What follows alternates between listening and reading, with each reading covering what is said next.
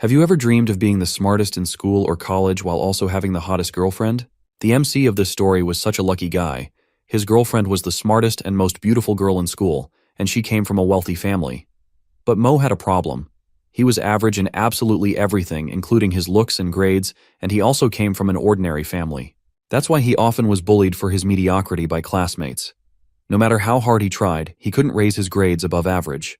And now, with the final test coming up, the one that would determine if he could get into the same college as his girlfriend, things weren't looking good.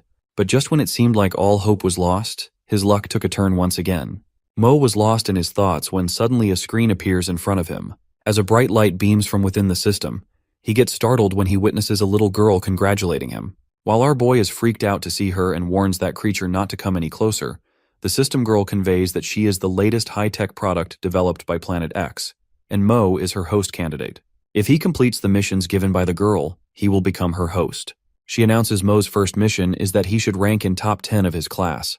While shrugging her shoulders, she says that since Mo was mentioning this to be his goal, he has to achieve it now no matter what, and if he does not, the system will be uninstalled automatically. Mo fiercely asks if the girl would get uninstalled for real, on which the girl convinces him that she is not some monster and she wouldn't give him tasks that are impossible for him. To give a preview, the system girl points her finger at our boy. Mo felt as if some sort of power is driven into him. The system girl says this is the temporary ability he could use free of charge for a month depending on how hard he's willing to work.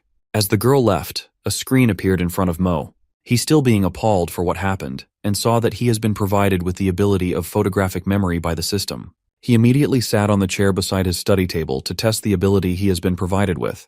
He read a few pages and was astonished by the fact that he remembers everything he read. He remembers that the system said it would be uninstalled if does not complete the mission. He said he would have to go back to the old days where he only used to endure ridiculous and harsh comments from others. In this moment he realizes this can be a life-changing opportunity for him, and he should seize it. He calculates that he has 14 hours to study, while 3 hours he could sleep to ensure he's in peak condition. He has 15 minutes to memorize content, 8 pages in 1 minute, which means 480 pages in 1 hour. He realizes if he memorizes the content of 2 books before the language and math test tomorrow, he can score a total of 600 points. Hien Zhang is the topper in Mo's class, and he has a total of 650 points. If Mo scores 600, he would get into top 10 of his class. Mo worked hard and kept on reading the content of the books. He skipped his meal and didn't slept properly. While he was asleep, the system girl appears and mentioned that he has worked hard enough so he is qualified for now. She also mentions there were 1072 candidates, but they have all failed because there's no use of having strongest ability if a candidate does not work hard for it. It was the test day. Xiaomo feels a little sleepy, but he does remember every content he studied last night. Juxi asks Mo if he's confident for the test, on which he replies with a satisfaction that he can score up to top 10 of his class. Juxi has an odd feeling that Mo seems different to her today, while other classmates cackles up as they hear Mo. Mo bashfully asks if he was being too overconfident. Juxi comforted him while telling that she believes in him. Juxi then leaves the classroom while other students were still making fun of him. Mo plugs in the headphones into his ear to ignore whatever comments they were passing for him. The test started and all the students seemed non-serious about the test. When Mo looks at the paper, he immediately realizes that the question is same from the book, just the values are different, and that he can score more than 650 easily. Meanwhile, his teacher is stunned to see Mo doing the test so appropriately. 4 days later, when Mo entered the classroom, everyone started mocking him for talking big that day in front of his girlfriend. Mo was sure that they are just jealous of him because Juxi is his girlfriend. Teacher enters the classroom with test papers in her hand and seemed exasperated. She mentions that everyone did worst in the test. She started announcing and distributing the test papers. Han Zhang, the topper, got 653 points and secured second position in the class. Han was shocked. Everyone kept thinking if Han is second, who might be in first place since only Sumo was left. The teacher announces Sumo has scored 702 points and is first in the class, second in the year. Sumo stands up with pride to receive his test paper. This chapter starts with the scene from Linhai High School teacher's office. A female teacher asks one of the male teachers if he heard of Sumo taking second place in the year, on which the male teacher replied that Sumo has always been among the worst of students. How is this possible that he scored this well? A bald teacher, sitting at the back, turns around saying furiously that Sumo has always been arrogant and that he must have cheated in the test. The teacher sitting beside the female teacher says that even if we think this way, it is impossible for a mediocre student to score 700. The female teacher agreed to what he said, and said if Sumo had no knowledge of the material, how would he know where to find it in the book? On this, All the teachers got hit by the thought that Sumo have actually worked hard. The dean was also sitting in the office listening to the whole conversation. He stood up and told them that there should be no more conversation, and that they should reconduct Mo's test for every subject tomorrow. The next day, Mo was sitting in his classroom. He was thinking how his ability of photographic memory is faded away, but he was satisfied of the fact that he studied all the content he needs. He was lost in his thoughts when someone appears at the door of the classroom and asks him to come to the teacher's office. He stands up being all surprised because he had no idea that for what reason he was called to the office. Our boy enters the office, greeting all the teachers. The dean comes straight to the point, informing him that some teachers doubt his recent test results, and so he decided to reconduct the tests. Mo questions if he's the only one who have to take this test. The bald teacher tried to comfort him, telling him that they trust him. It's just a chance for Mo to prove himself. Mo sharply tells them that he knows that they think of him as a cheater, but he was satisfied that he has enough knowledge to do the test. Mo sees the test paper and gets astonished of the fact that the questions are hard for him to solve, but he also knew if he wouldn't be able to solve the test, his teachers will falsely accuse him of cheating. He was thinking about this when suddenly the system girl appears.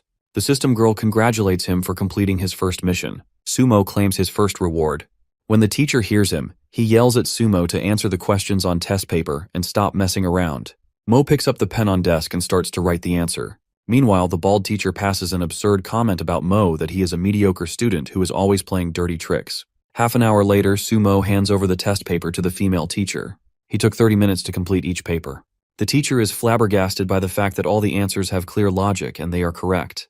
The bald teacher seems remorseful and wishes that he could have created a harder test paper.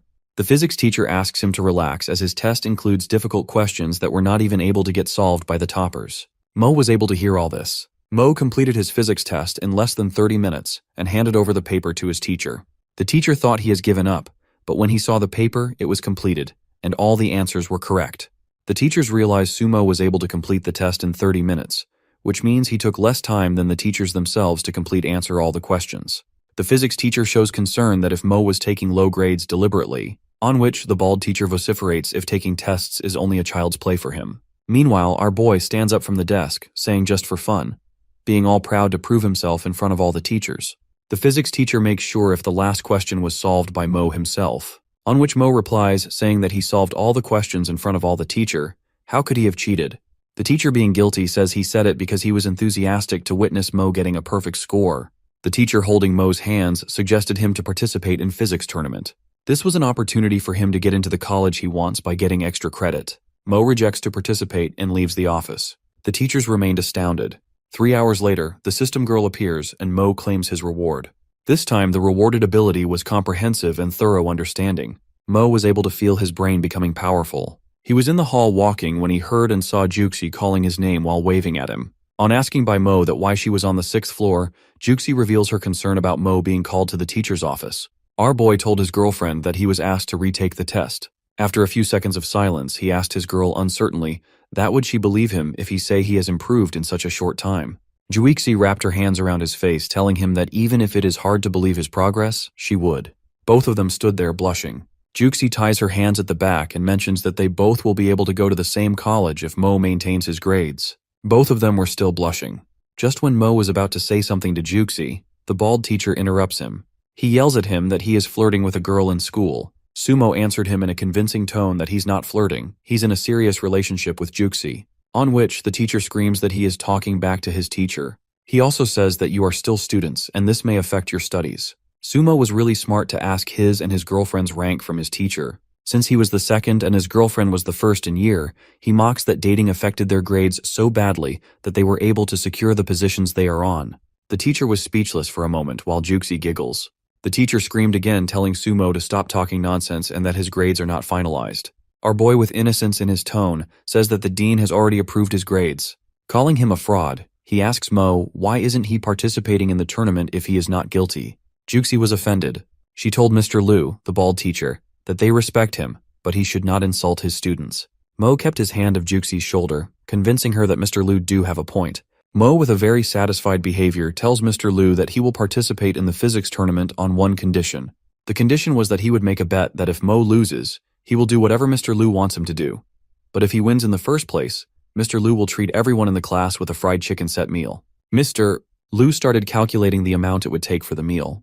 He also started thinking that perhaps Mo wasn't cheating. Our boy played a mind game saying if the Lu wasn't chickening out. On which, to prove himself, Lu said he would take the bet. Both of them clapped against each other's hand, calling it a deal. This chapter starts from a scene of Linhai High School.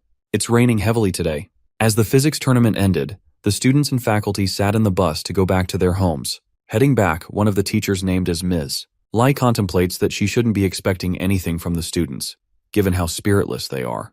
Thinking the tournament wasn't their suit, the Ms. Lee believes that the school doesn't pay much attention to this tournament, as she was given charge of leading a team in the end moment. She also seems frustrated by the thought that she lost to that new teacher, Liu Yu. It was the 5th day now. Sumo and Juxi are standing in the teacher's office with all the teachers and principal. Sumo asks Juxi, "Why are they both only students standing in the office?" Juxi made a guess that maybe the results of the tournament are out.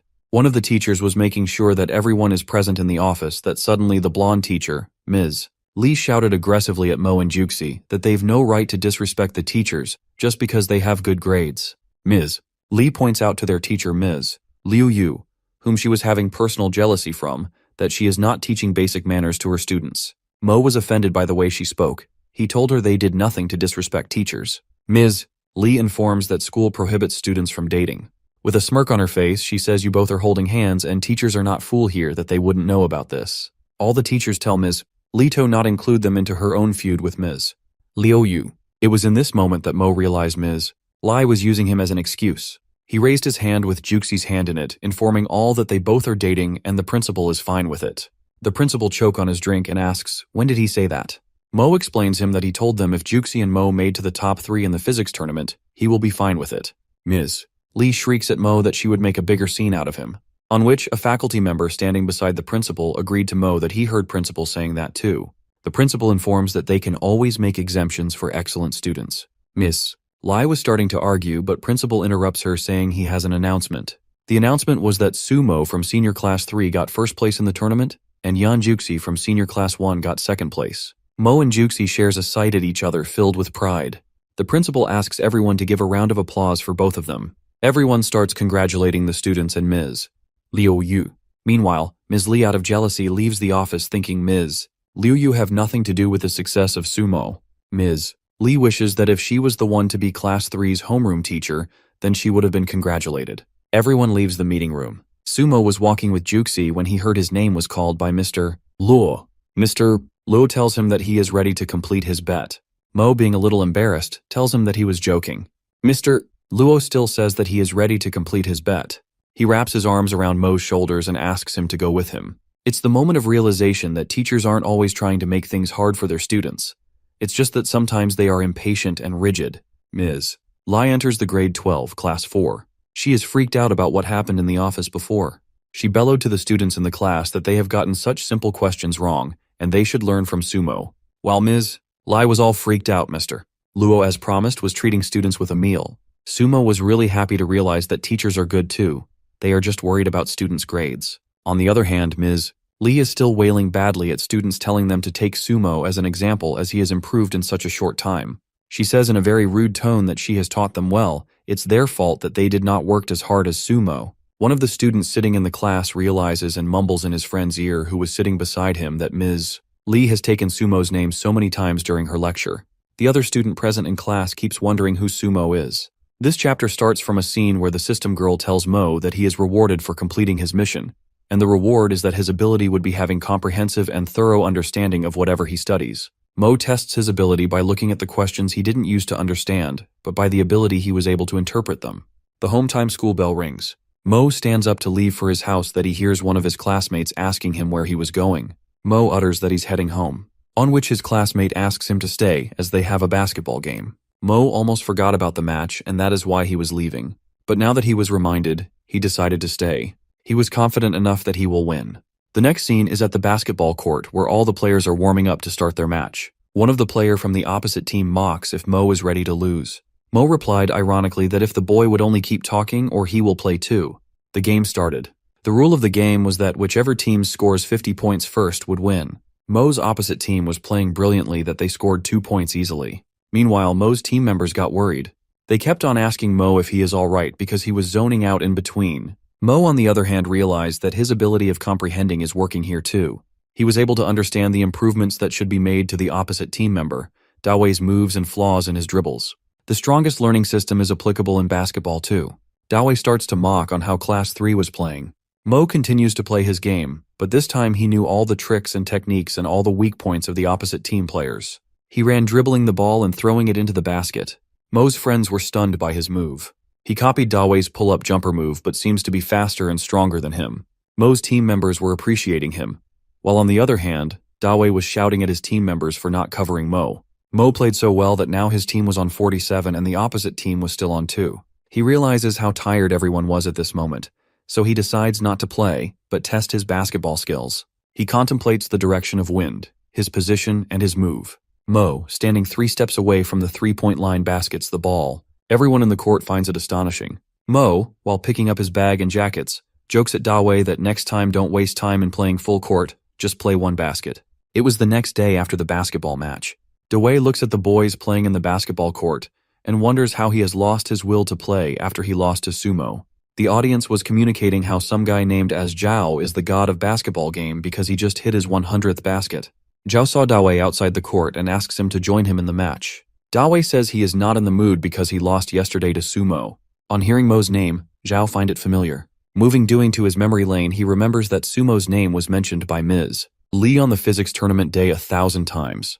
The next scene starts with Mo and his friend Fatty Wang walking. Suddenly a basketball comes at Mo's way with an irresistible force. Mo, being an extraordinary, catches it. He sees that Dawei is standing with a boy who threw the basketball.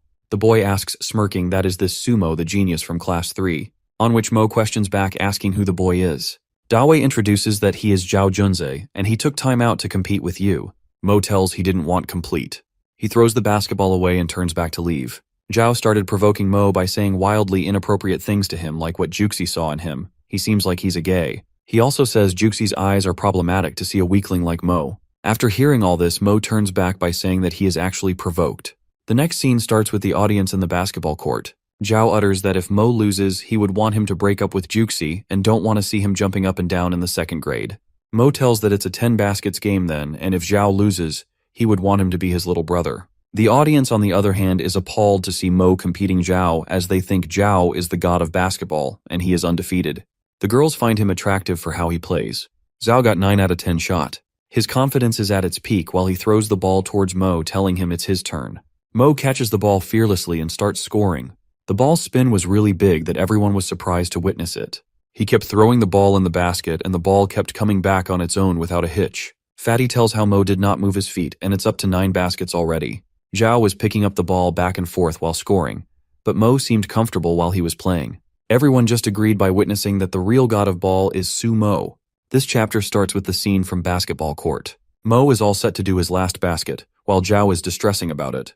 Mo was about to do his last score that his sight got stuck at Mr. Sun. Mo starts to think if Mr. Sun would get him into trouble as he did on the day of physics tournament. He doesn't want this to happen because he wants to go into the same college as his girlfriends. He was just about to do an air ball throw that Mr. Sun calls his name, telling him that the dean is calling him. Mo leaves the court without doing the last score. Meanwhile, Dawei, standing beside Zhao, took a breath, saying he was afraid that Mo would score them all. Zhao, on the other hand, contemplates that Mo did this on purpose because he glanced at varsity coach, Mr. Sun, and then he threw a 3 and out on purpose. He thinks that Mo threw an air ball because he didn't want to embarrass Zhao. He was so impressed by Mo's sportsmanship that he decides to do whatever Mo will ask him to. In the next scene, Mo enters the dean's office. There are other students sitting in the office too, including Juxi. The dean starts to spill the reason he called all the students. He tells that all the toppers are present in the office. Many of the toppers have failed their college entrance test in the past years, so the school have decided to set an after-school study group for the toppers this year. Mo, on the other hand, finds this idea so boring. His glance stops at Juxi and he somewhat finds relief to see her. Meanwhile, the other students are glad to hear this news from Dean. The dean gives the students question paper that contains questions students will witness in the exam paper. He tells how he has interpreted the 2 main reasons as to why the students have failed in the past. The first one is timing and the second is comprehension. Mo asks the dean, Mr. Zhang, that if he can leave the classes as he understands the questions, and he also thinks he can get a perfect score easily. The other students find Mo's behavior arrogant because Dean did not say that the questions were impossible to solve. He just said that they are time-consuming. Juixi, taking our boy's side, says that he can do it as he won the tournament too. The boy argues with Juxi that the college entrance exam is different from the tournament. Juxi shrieks at him that Sumo wouldn't lie to him. If he says he can do it, he will. The dean tells them not to fight. He asks Sumo to share his experience with learning as he was able to do the retaken tests on time. Sumo was about to deny that Dean interrupted and reminds him for his relationship exemption with Juxi. Mo agrees immediately to speak up. Sumo gives his opinion that practice is the key. He incorporates an idea of making a questions template to familiarize themselves with different types of questions. It will help increase the efficiency of answering questions timely. He asks to memorize one question with 16 different possibilities, so this would save time on the test day. One of the students utters frequently that it will be useless if the questions they memorize are not in the exams. Mo tells it's give and take, memorizing more stuff in exchange for time during the test. Dean is impressed by his idea. Mo constitutes that they should prepare their own guides and practice exams, because benefits of just doing the past papers aren't significant. The students find all this difficult. The dean incorporate with students while telling them that they do not have to follow exactly what Mo said, but some of his ideas are worth trying. All of a sudden, Mo get an alarm that he has been awarded with the ability of Feynman learning method. 1 month have passed, the extra class for toppers is taking place. The dean congratulates Sumo for securing the first place in his mock examination. His fellow students also thank Mo for the learning method he told them. Mo was thinking about how he has the strongest learning system that made him a topper student, that his sight sat on Juxi. Juxi looks tense, so Mo asks her the reason. Juxi denies it by saying she's fine. Dean dismisses the class. Mo asks her being all perturbed. Juxi tells her that there's an uncertainty that her mom wants her to go to abroad, and so she won't be able to go to the same college as Mo. Our boy sympathizes that he will be there for her so he doesn't have to worry. In the next scene, Mo and Juxi are sitting in the living room of Juxi's house, and her mother is sitting in front of them. Juxi's mother tells Mo that she's not one of the old-fashioned parents, and she wouldn't stop them from dating. She also mentions that she trusts Juxi's choice, but she wouldn't risk her education and wants her to have the best education possible. Mo started thinking how he have the strongest learning system and no college in the world could match it. Juxi brings Mo back to the conversation. Her mom asks Sumo to talk. Mo starts to speak in consideration with Juxi's mom. He says he understands that she wants best education for her daughter, but best education is not a paper certificate, a fancy campus, or expensive labs. He says the foundation of good education are the people, the ideas, the masters of academics. Juxi's mother gives a round of applause for what Mo said. Then she says that she agrees to what Mo said, but there's one thing still missing. Just when Juxi's mother was about to say that one missing thing, Mo immediately utters connections. He was able to know that because he has activated the skill, opponent prediction. Mrs. Yan agreed to him, explaining how college friends are greatest assets when we enter society. The system informs that the enemy has played a reality check. Mo already expected it. He was trying to wheedle Mrs. Yan by saying that connections will come to those who are capable. Maybe it's important for some to build connections, but Juxi and he doesn't need to compromise themselves for connections. Juxi's mother was impressed by Mo after what she heard from him. She praised how gem of a person he is to have such courage and knowledge, and that he is reminded of someone from her high school days. Juxi was surprised to see her mother reacting like this. Mo also feel joyous that his speech influenced Mrs. Yan. Mo asks Mrs. Yan that he wants to make a bet with her. Mrs. Yan says she doesn't want their studies to be affected because of this. Mo tells her it won't because he is betting on his college entrance test. He says if he gets a perfect score, he would want Juxi to stay here, and if he doesn't, she can send Juxi abroad. Mrs. Yan finds this offensive. She tells Mo that getting a perfect score is much harder than improving yourself in studies. Mo acknowledges to know that no one has ever gotten a perfect score, but he thinks this is the right way to prove her that he is a perfect match for Juxi. Mrs. Yan, being all disgruntled, says she was impressed by Sumo, but now that he says all this, she totally dislikes Mo's conceitedness. She took the bet and jeered that if Mo loses, she will reconsider if he's a good match, as she doesn't want her daughter to end up with a narcissist. She stands up and leaves the living room. Juxi tries to stop her, but she won't stop. Mo murmurs that Juxi shouldn't worry. He leaves the living room thinking furiously that how could the learning system do this to him, and the system will have to pay for this. The chapter begins with the students sitting in the classroom. It was self-study period in the class. Mo was busy reading a newspaper. Fatty says that he is being a little overconfident, that he is not studying. Mo tells he's reading the newspaper to get a perfect score in the entrance test. Upon asking by Fatty, Mo informs that he is reading it because he only needs to improve himself in the essay. Last night, the system girl appeared in front of Mo. He was so exasperated at the learning system for what it did in front of Juxi's mother. The system girl shrieks that her name is Xiaoxi. Mo asks her not to copy her girlfriend's name. Mo asks abruptly about the perfect score mission. Xiaoxi says she has no information about it, and they should talk about this later. And he also shouldn't worry because no mission is impossible for the host. She then mentions that she is here to bestow him with the award for winning the basketball match. Mo gets excited after hearing this because he was alarmed back then for why he was given such a mission. Mo gets reward ability of master-level calligraphy. Mo shrieks after hearing about his reward, that if this ability is enough for him to get the perfect score. The next scene is from the classroom again. Mo is sitting with a newspaper in his hand, wondering that he is now on his own to get a perfect score, and the key to get it is the essay. He starts to surmise how he has to master social issues and communication studies by which the hearts would beat and eyes will tear up, his breakthrough. The school bell rings. Fatty asks Sumo if he wants to play with him, on which Sumo informs him that he's meeting Juxi with his mom today. Fatty jokes about it that is this what meeting the parents is. In the next scene, Juxi and Mo leaves from the school. As they reach at Mo's house before entering, Juxi tells Mo that she's nervous. Mo tells her that her mother is very friendly. As Mo's mother sees them at the door, she asks who the girl is. Mo tells her that she's Juxi, the girl she mentioned before. Mo's mother, praising her, says that Mo is blessed to have a schoolmate like Juxi. Meanwhile, Mo is thinking how her mother has never been this welcoming before. In the next scene, they had their meal together. After that, Juxi leaves the house. Mo's mother tells her to come more often, and then asks Mo to leave Juxi to her car safely. On the way, Juxi tells how relieved she is by meeting Mo's Mo. Mo asks Juxi to come more often, and then says he'll try his best too. Upon asking from Juxi, he tells he will get the perfect score in entrance exam to win Mrs. Yan's heart. Few months have passed, it's now the college entrance exam day. People are sitting outside the building. There's a girl named Zhao Yuyu. She's the host live on social media. She shows how parents are waiting outside the exam hall as it is an important event in every family. By the comments in her live, Zhao Yuyu seems very popular for her looks. She catches a sight of two students coming out of the exam hall, though there's still an hour left for the test timing to finish. It's Mo and Juxi. Zhao Yuyu approaches towards them and asks them how they have come early. Mo informs that they did the test early, so they submitted it. Zhao Yuyu starts to wonder if she asked the wrong question, and if they are kicked out of the exam hall because they've caught cheating. She asks them if the questions this year were hard, because it's rare to see someone hands in their entrance test early. Mo asserts that the questions weren't that hard, and he can get a perfect score easily. Zhao Yuyu asks bewilderedly. That is Mo serious when he said he can get a perfect score for his foreign language exam in just 1 hour. Mo corrects her by saying, perfect score for the whole exam.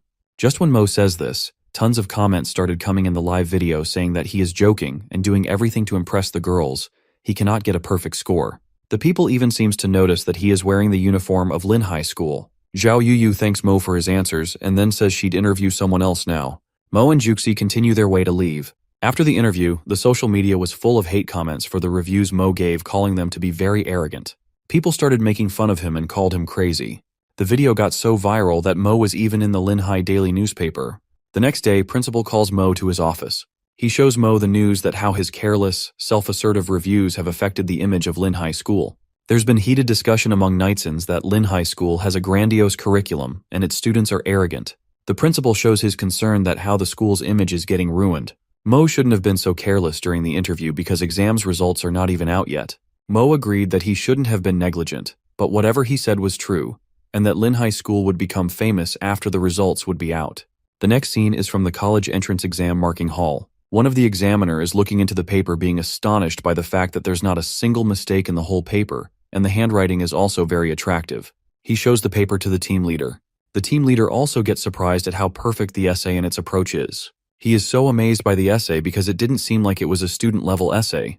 The team leader asks the examiner to give it the perfect score as the essay is showing great ambitions, and it is expounding philosophies of life. The examiner argues that this student got all the questions right, and if this essay gets a perfect score, there would be no deducting marks. The team leader shrieks that this should be given the perfect score and that there should be no more arguing because his decision is made.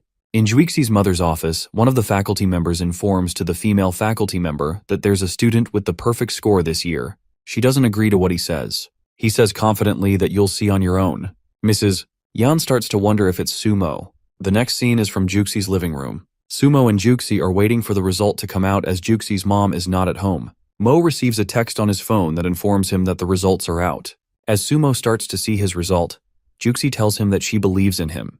Mo gets all elated after seeing the results. Juxi's mother enters the house. She mentions of some news, wondering if it's true or not. Juxi welcomes her mother. She sees Sumo and he says he's sorry to bother her. Mrs. Yan asks him if he has some news. Mo, being all thrilled, tells that he got the perfect score in his test. Mo asks Juxie's mother that she doesn't look surprised. She tells she knew because Lin High School newspaper published that some student from their school got the perfect score. Mo gets all piqued at the newspaper for causing all this trouble. Juxie asks her mother about her bet. She says she agrees for her to stay in the country for further studies. She then mentions to Mo that she's not only impressed by his perfect score, but also his courage, determination, and power of action. She tells Mo to always take good care of Juxie, on which Mo answers that he will. Mrs. Yan thinks that in few years it'll be the right time to marry Juxie with Mo. Mo and Juxie clap each other's hands and hugs each other tightly in contentment. Juxie's mother was watching both of them. She asks them to make a promise that she doesn't want herself to become a grandmother before they graduate. She says that it's strictly not allowed. Mo and Juxie asks what does she mean by this. Juxie sits beside her mom, holds her hands and asks giggling that why is she saying this. Mo on the other hand assures Mrs. Yan that they wouldn't do anything before graduation. Mrs. Yan tells Mo that she believes in him because keeping such promise is facile than taking a perfect score in entrance test. Mo wonders that he doesn't know which one is more difficult. Mo's phone rings. When he takes his phone out of the pocket, he sees his mom calling. He picks up the call. His mom tells him that she received a call from recruiters at Tsinghua University, and they told her about Mo's performance. Mo corroborates that the news she heard is true. Mo is actually the top scorer on college entrance exam.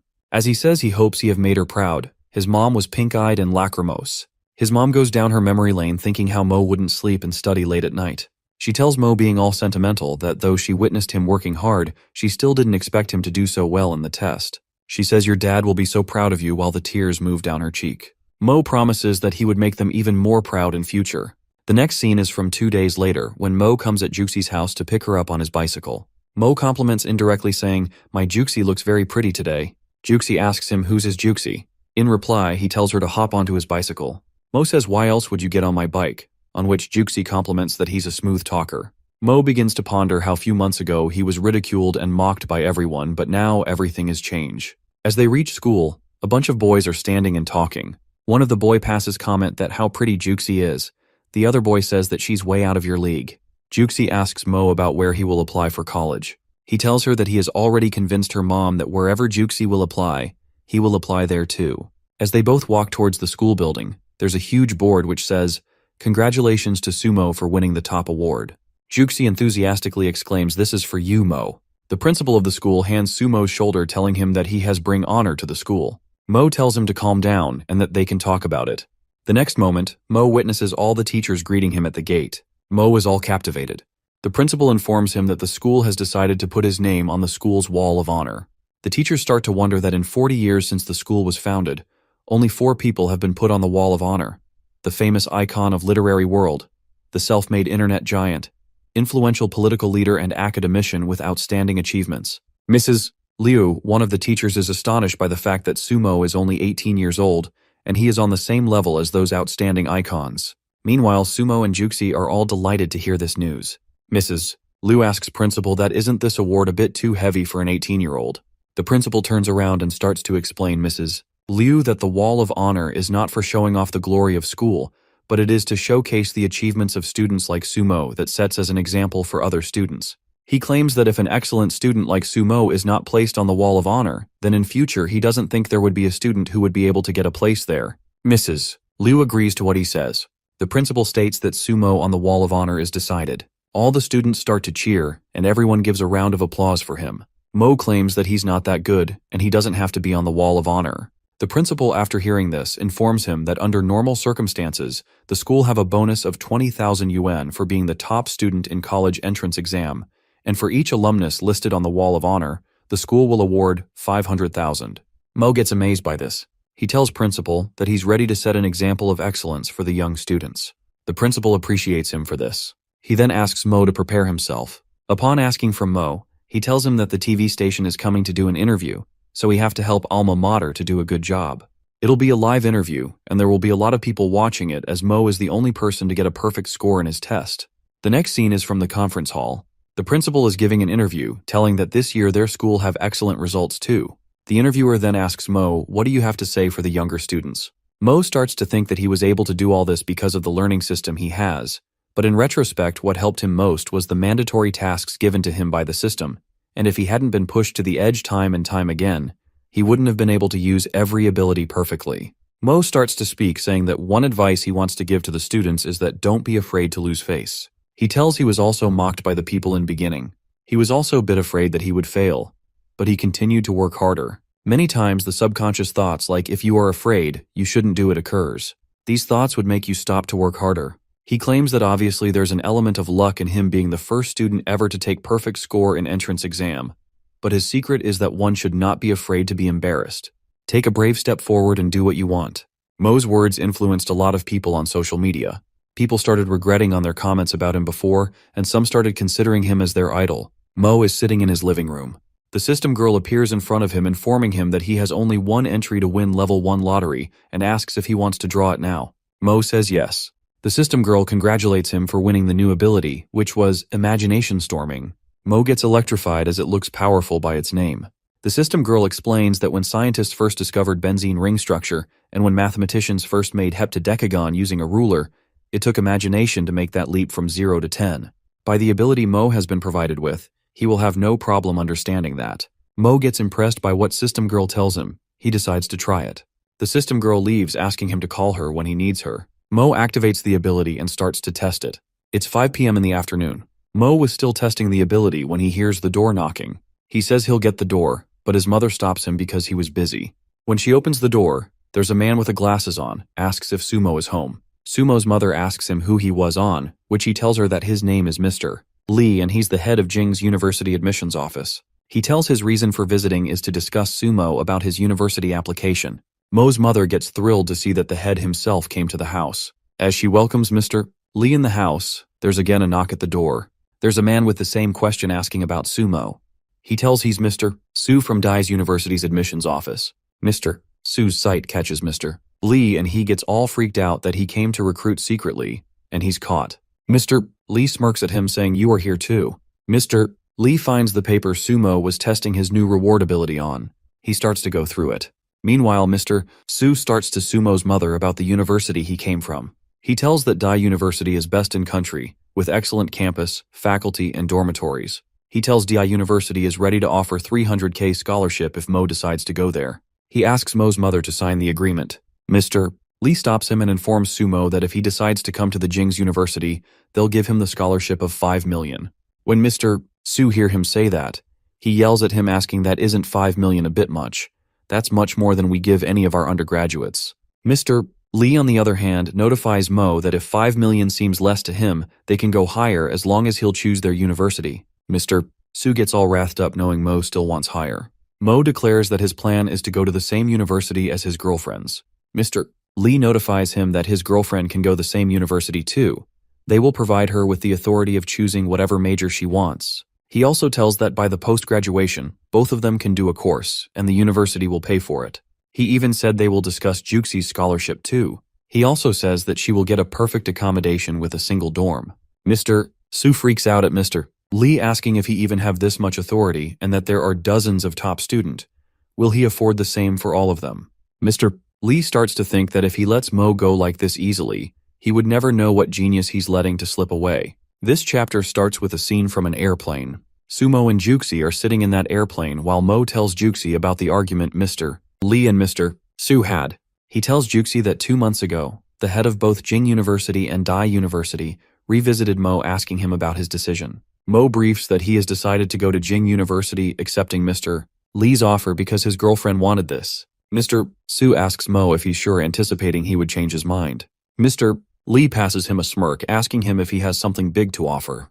Mr. Su gets all freaked out and leaves the house, uttering that he didn't lose. It was just his bad luck. Mo's mother, on the other hand, is bewildered by the fact that the 2 most prestigious universities are fighting for her son.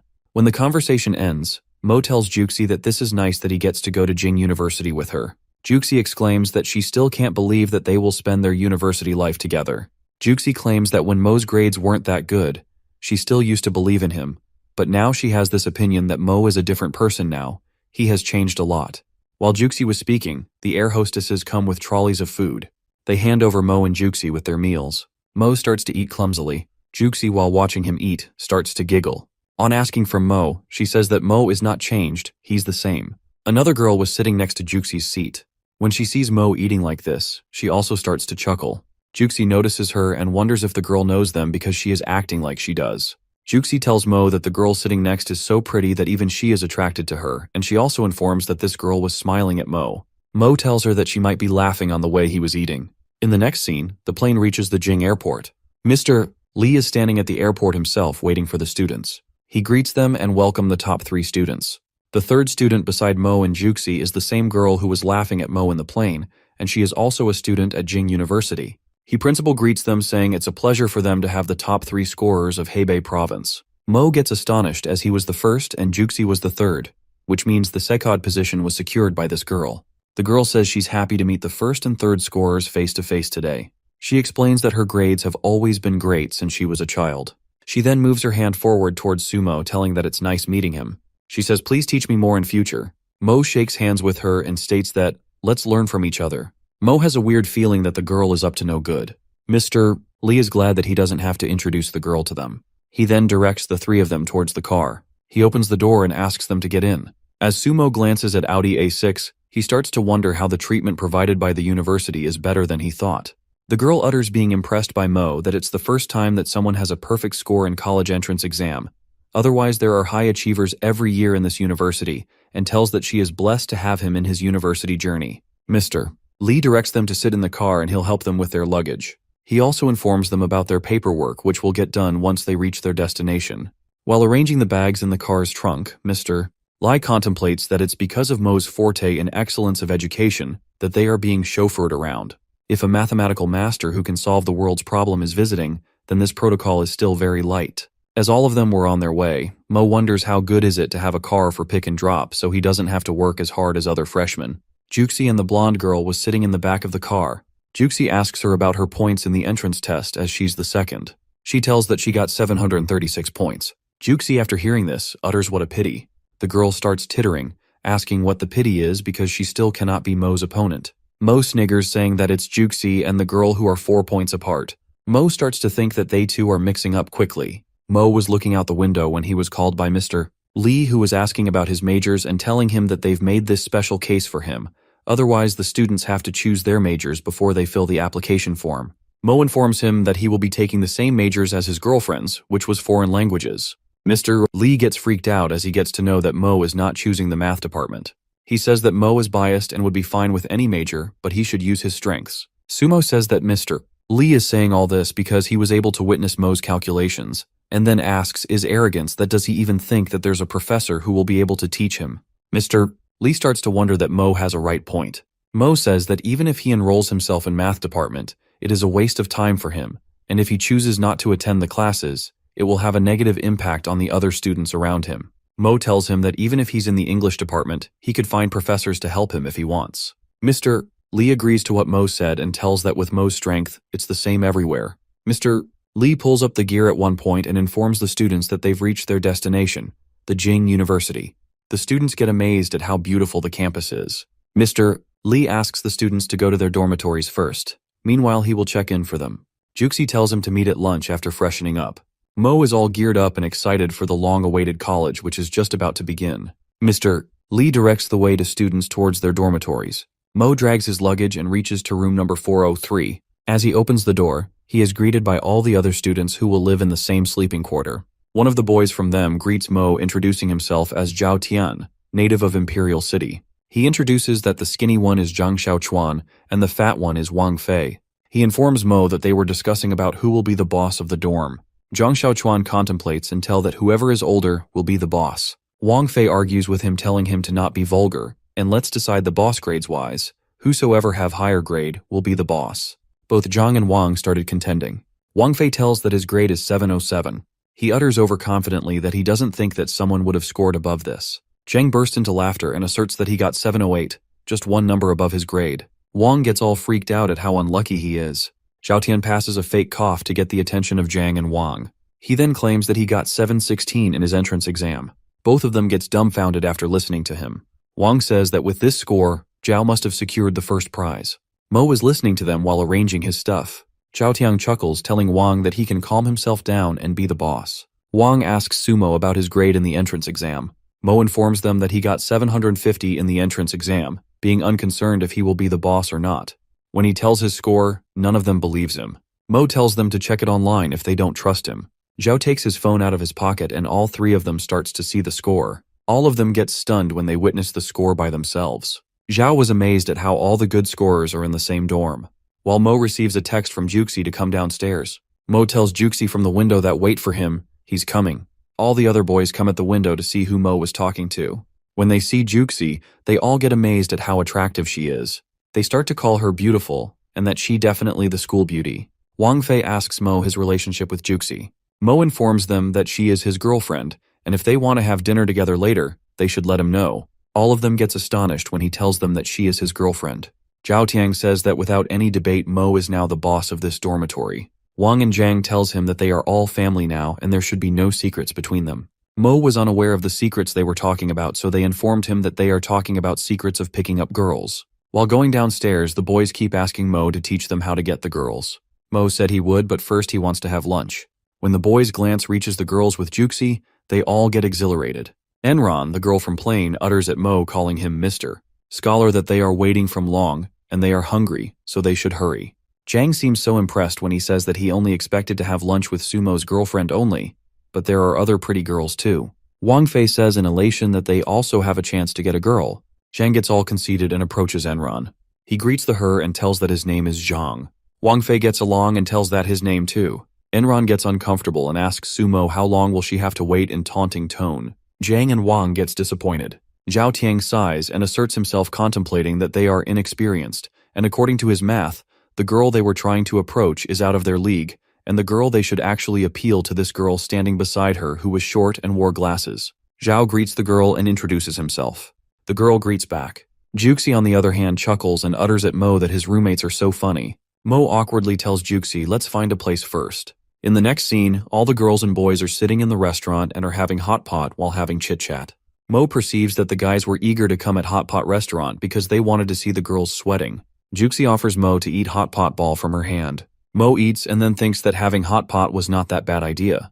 They were having lunch while Zhao Tiang informs them that there would be a military training for all the students, and he has heard that this year the trainers are very strict. He also warns that all should be careful. One of the girls anxiously says that she is terrified of military training, and the other girl worrisomely says that her skin will get tanned and that she doesn't want to do it. Zhao declares that we will have to prepare ourselves, and for that if the girls need help, they have prepared all kind of posture correctors. The girl shows gratitude and asks to exchange numbers. Juxi utters that she doesn't want the help. Mo says that he doesn't want it either. Zhang asks the reason, and Mo states that they don't have to do the military training. Zhao Tiang speaks with confirmation that he is from this city and he has never witnessed getting special treatment, not even the kids of great leaders. Mo tells that he especially is recruited and so he will be benefited. Wang Fei tells that maybe it's because he got the perfect score on entrance test. The girls are astonished to hear that Mo has a perfect score because according to them, whenever they hear someone got perfect score, it's either perfect score in particular exam or in the Hainan province. Zhang verifies that he actually got a perfect score. They can witness it online. Wang Fei agrees to what Zhang speaks. Zhao Tiang derogates that he will always be a sidekick if he stays around Mo. It's evening now, and the boys have returned to their dormitory. They're all sitting and having a conversation when Zhang suddenly comments that he never expected there to be so many pretty girls in their class. He then calls all the girls goddesses. Wang adds that since Juxi is Mo's girlfriend, they are left with Enron. He asks Mo to tell Juxi to introduce Enron to him, as she's so pretty, and he's sure all the other boys will like her too. Zhang complains to Mo that he shouldn't listen to Wang, as he's been badmouthing him, and insists that Mo should introduce Enron to him. Mo responds that it's been less than 24 hours since he and Juxi met Enron. How could he possibly handle the introduction? Xiao suggests that Mo create a group chat. Mo, confused, asks what group chat he's talking about, since he knew there would be a class group chat created tomorrow, on their first day. Xiao explains that this group chat is specifically for the boys in their dorm and the girls in Juxi's dorm. Mo then understands what Xiao means and says that he'll ask Juxi. The others start calling Mo the best boss and get excited when Mo begins texting Juxi. In the next scene, a group chat is created with the title Team Tackling Uni Life by Zhao Tiang. In the chat, everyone greets each other. Zhao Tiang informs them that this group is for sharing tips and techniques for military training, as they had discussed before. He also says they can help each other with any problems they encounter during university life, and they can ask Genius Sumo for help with studies. Sumanai is impressed by all these benefits. Watching Sumanai's replies, Zhao begins to think she might be interested in him too. Meanwhile, Mo puts his phone aside and says he's going to sleep. The other three boys continue using their phones. The next day, as Juxi enters the classroom, all the boys start admiring her beauty. They wonder who she is and compliment her looks, making assumptions that they'll win her over as their girlfriend. When Mo enters the classroom, Juxi waves at him and tells him to sit next to her. Mo sits beside her. The boys start whispering, wondering why she asked Sumo to sit beside her. Wang Fei tells them that Juxi is Mo's girlfriend. All the classmates are disappointed. When Enron enters the classroom, the boys immediately start obsessing over her beauty too, offering her seats with them. But she heads straight to Sumo and Juxi's table. She greets Mo, calling him a scholar, and sits beside him on the other side. The boys freak out when they see Mo sitting between the two most beautiful girls in the class. Even Wang Fei is astonished. Meanwhile, Zhao sits beside Sumanai. Sumo asks Enron why she decided to sit with him when there are other empty chairs in the room, because he feels like the entire class will hate him now. Enron chuckles while Juxi pinches Sumo in jealousy. Enron explains that she came to ask Mo for a favor. She doesn't want to attend the military training and wants Sumo to ask Mr. Lee to exempt her from it as well. Enron says that she would agree to sit in other seats on the condition if Mo exempts her from the military training. Mo tells her to ask Director Lee on her own, on which she stands up and says that she doesn't care. It's a deal. Juxi seems to be growing resentful of how she's speaking to her boyfriend. Enron gets up from their seat and moves to sit elsewhere. Meanwhile, all the boys in the classroom get their hopes up again for Enron. The teacher then graces the class with her presence. All the boys are amazed at how beautiful she is as well. They start to think about how this university is filled with such beautiful women. She greets the class and warmly welcomes them, introducing herself as Liu Feng. She then asks all the students to give a brief introduction. She points out a student to start introducing himself. He introduces himself as Xu Hongkai and tells that he is the 4th place in year's college entrance exam in Beihai province. He tells that his hobby is music and basketball. Xu Hongkai's real deal was to get girls easily, and that is why he chose language department. His main target was to get Enron. Everyone else give their brief introduction. On Enron's turn, she only tells her name. The teacher gives explanation that Enron got 2nd position in her college exam in Jingbei province. The boys got impressed after hearing Ms. Feng. Some starts to mock at Hongkai for being on 4th position and still having arrogant attitude. Juxi stands up and introduces herself. The teacher tells students that Juxi's results are impressive too, as she got 3rd place in Jingbei province. All the other students get stunned after hearing this. Sumo get up and makes himself known. He introduces himself with his name and his hobby that he is also a basketball player. The teacher adds up that Sumo secured 1st place in Jingbei province and the first ever student to get the perfect test score. The teacher proposes that she would want Sumo to be the president of class. All the student freaks out at Sumo. One of them shrieks at him that why didn't he chose computer science or finance as his field. At the same time, the professors are discussing about recruitment of Sumo in foreign language department. One of the professors suggests that if Sumo is able to solve world's difficult problem, then can he solve the BYD speculation. Sumo and Juxi were walking down the corridor when Juxi congratulated Mo on becoming the class monitor. Mo, however, felt a bit anxious as he had never held such a position before. Juxi reassured him, encouraging him to give his best. Mo then asked Juxi for her opinion on the deal Enron had proposed to him earlier that day. Initially, Juxi appeared envious, but Mo assured her that he would reject the offer if she felt uncomfortable. Juxi, however, advised that since they were from the same province, they should support each other. Mo stated that he would discuss the matter with Mr. Lee and left to find him. Upon entering the office, Mo overheard an intense argument between Mr. Lee and Professor Chen, with the latter arguing that while it was important to present a positive image of the university, exaggeration was unethical. The head of the university was present, observing the exchange. Mr. Lee attempted to defend himself, insisting he would never deceive the professor. Mr. Chen, however, retorted that if Mo was truly as exceptional as claimed in solving mathematical problems, he should have chosen the math department instead. Mr. Lee firmly responded that it was not his place to dictate Mo's academic path. Mr. Chen, growing agitated, warned Mr. Lee that such lies could tarnish the university's reputation. Mr. Lee, now visibly frustrated, demanded Mr. Chen to stop making ridiculous accusations in front of the head, emphasizing that a perfect score on the entrance exam was irrefutable proof of Mo's capabilities. Mr. Lee's gaze fell upon the door, and he realized Mo had been standing there the entire time. Mr. Lee, now addressing Mo, asked why he had come. Mo explained that he wanted to talk about seeking an exemption from military training. Mr. Chen, still upset, sarcastically told Mo to go ahead and make his request. Mo politely asked if it would be possible to add one more person, besides himself and Juxi, to the exemption list. Mr. Chen, furious, scolded Mo, reminding him that the university was not his home. Mr. Lee, sensing the situation escalating, told Mo to leave and come back later.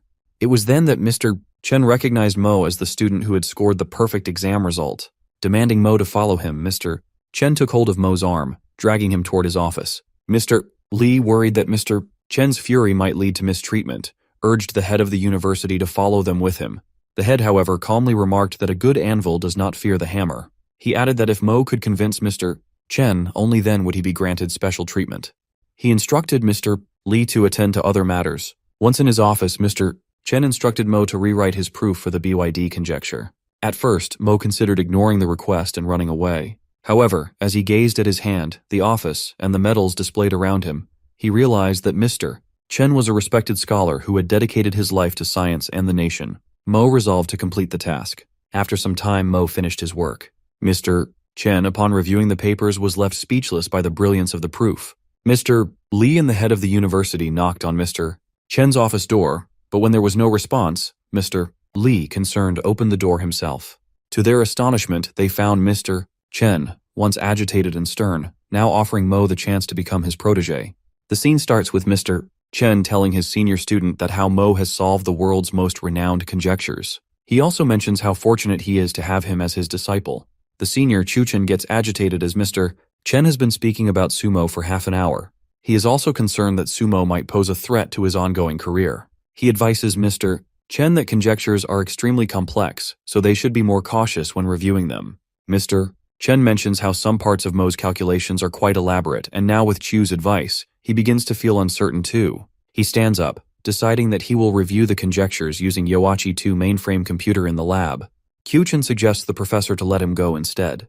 Mr. Chen, sensing something, anticipates that it seems like Chu Chen is more interested in Senior Lu from the lab. At this, Chu Chen becomes awkward and says that he just admires Senior Lu's talent. Mr. Chen agrees to let Chu Chen go instead and begins writing a letter. He warns Chu Chen not to mention Sumo's name if there are any errors in the calculations, as it would harm his reputation.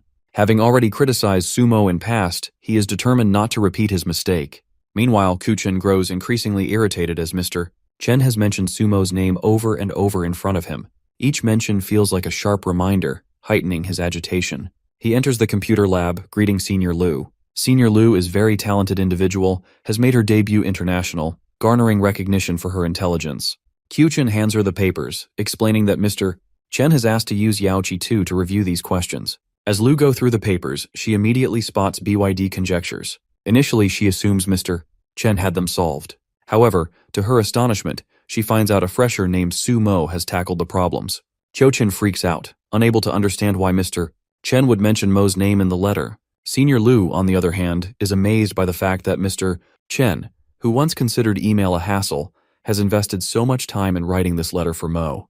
With resentment in his heart, Chu-Chen begrudgingly compliments that Mo is actually good.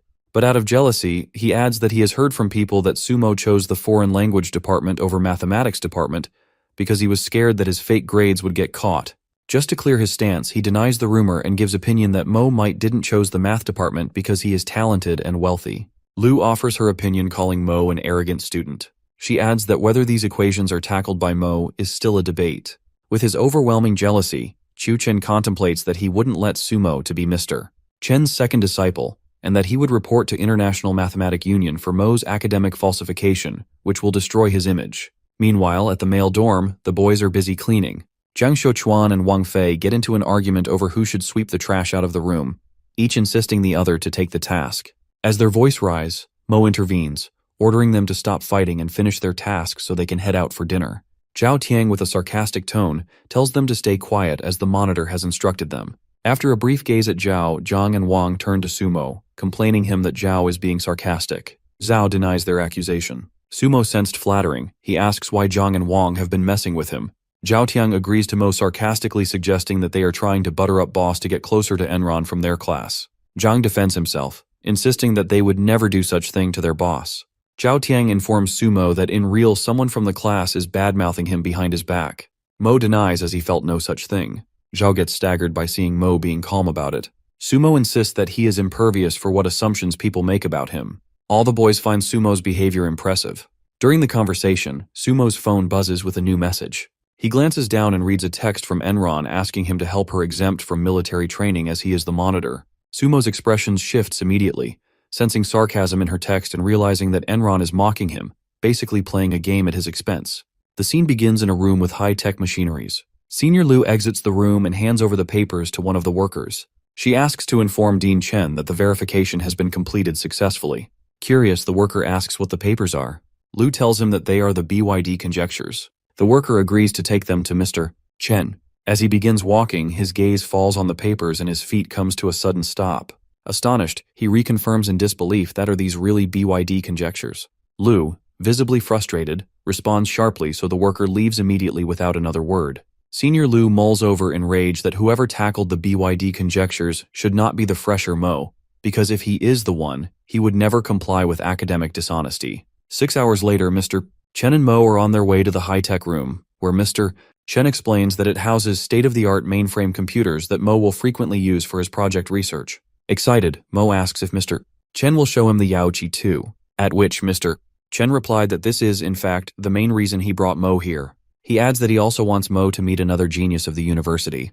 As Mr. Chen opens the door to the room, he says to Senior Lu sitting inside, "So, you're here." Noticing her focused in work, he adds, "You're hard-working as ever." Senior Lu greets Mr. Chen.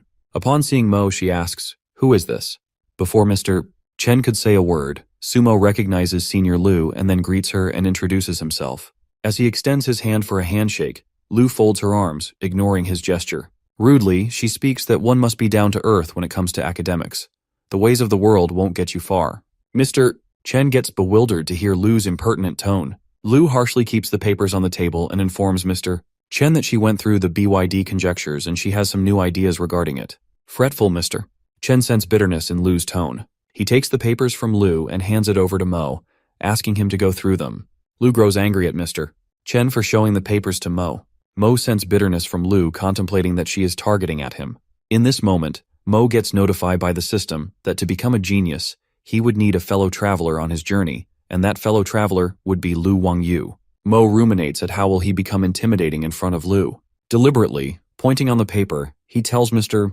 Chen that one of Lu's ideas won't work. Lu freaks out at him for saying that. At this, Mr. Chen agrees with Mo and tells him to examine the third paragraph. Mo, changing his statement, asserts that he thinks Lu's ideas are advantageous too, if they look them from a different perspective. Mr. Chen asks for an explanation. Mo starts to explain.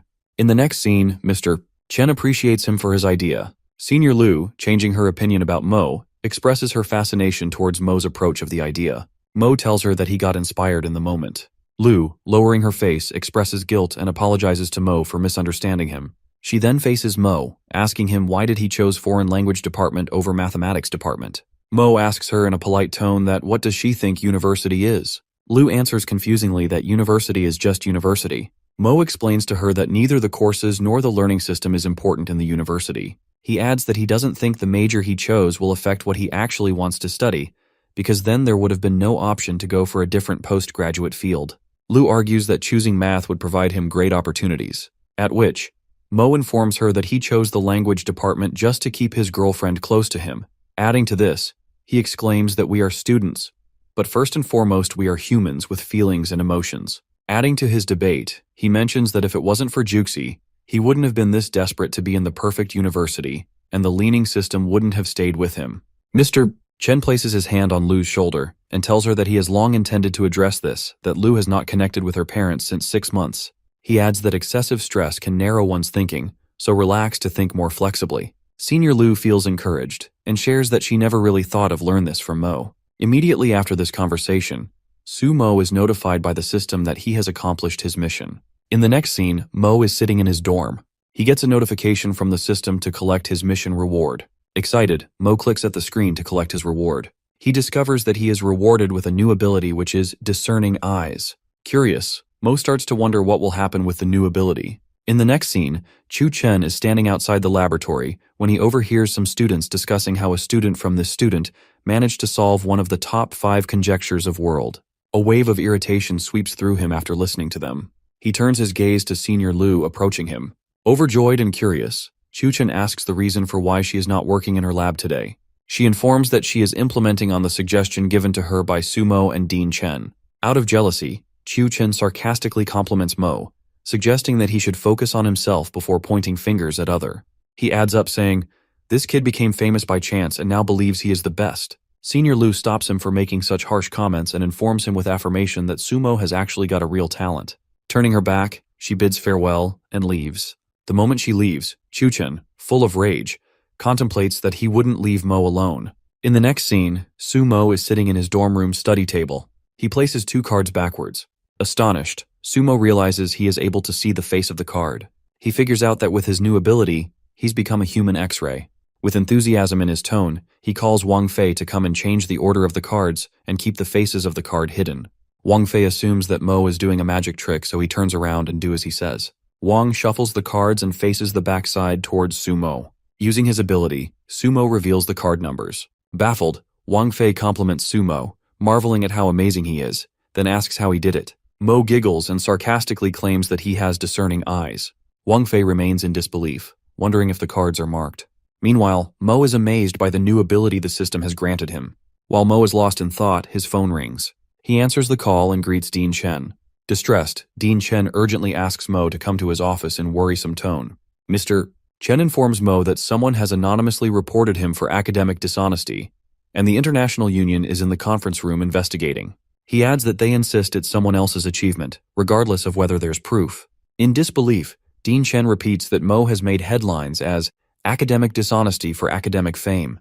While Dean Chen was on call with Mo, Chu Chen was standing outside his office door, eavesdropping their conversation. Filled with resentment, he ruminates that this is a disgrace to the entire nation's math community, and that escaping this mess will be hard for Mo. It is then revealed to us that all the scientists in the world are divided into 4 levels based on their achievements. Level 1 scientists have limited knowledge that is already known to mankind. Level 2 scientists sometimes reach slightly beyond the knowledge known to mankind. Level 3 scientists have reached the limit of human knowledge, while Level 4 scientists bring in knowledge that's in a whole new field. In the next scene, all the scientists from International Investigating Team are seated in the conference room at Jing University. The head informs Senior Lu that there are 2 Level 2 scientists and 1 Level 3 scientist among them. Concerned, Lu expresses that she has heard that they received an anonymous report. She explains that the report alleges that several scientists from the country have collaborated to prove the BYD conjectures. But we let a young man claim the achievement so that we could elevate him as an academic star. She finds the accusation to be absurd. She pauses, then reflects that very few people knew about Mo solving BYD conjecture, so the anonymous informant must be someone she knows. From the investigating team, Level 2 scientist Tom shows his perplexity to witness Level 3 scientist, Yamamoto. Yamamoto claims that he considered coming because BYD conjecture, one of the top 5 conjectures, has been tackled.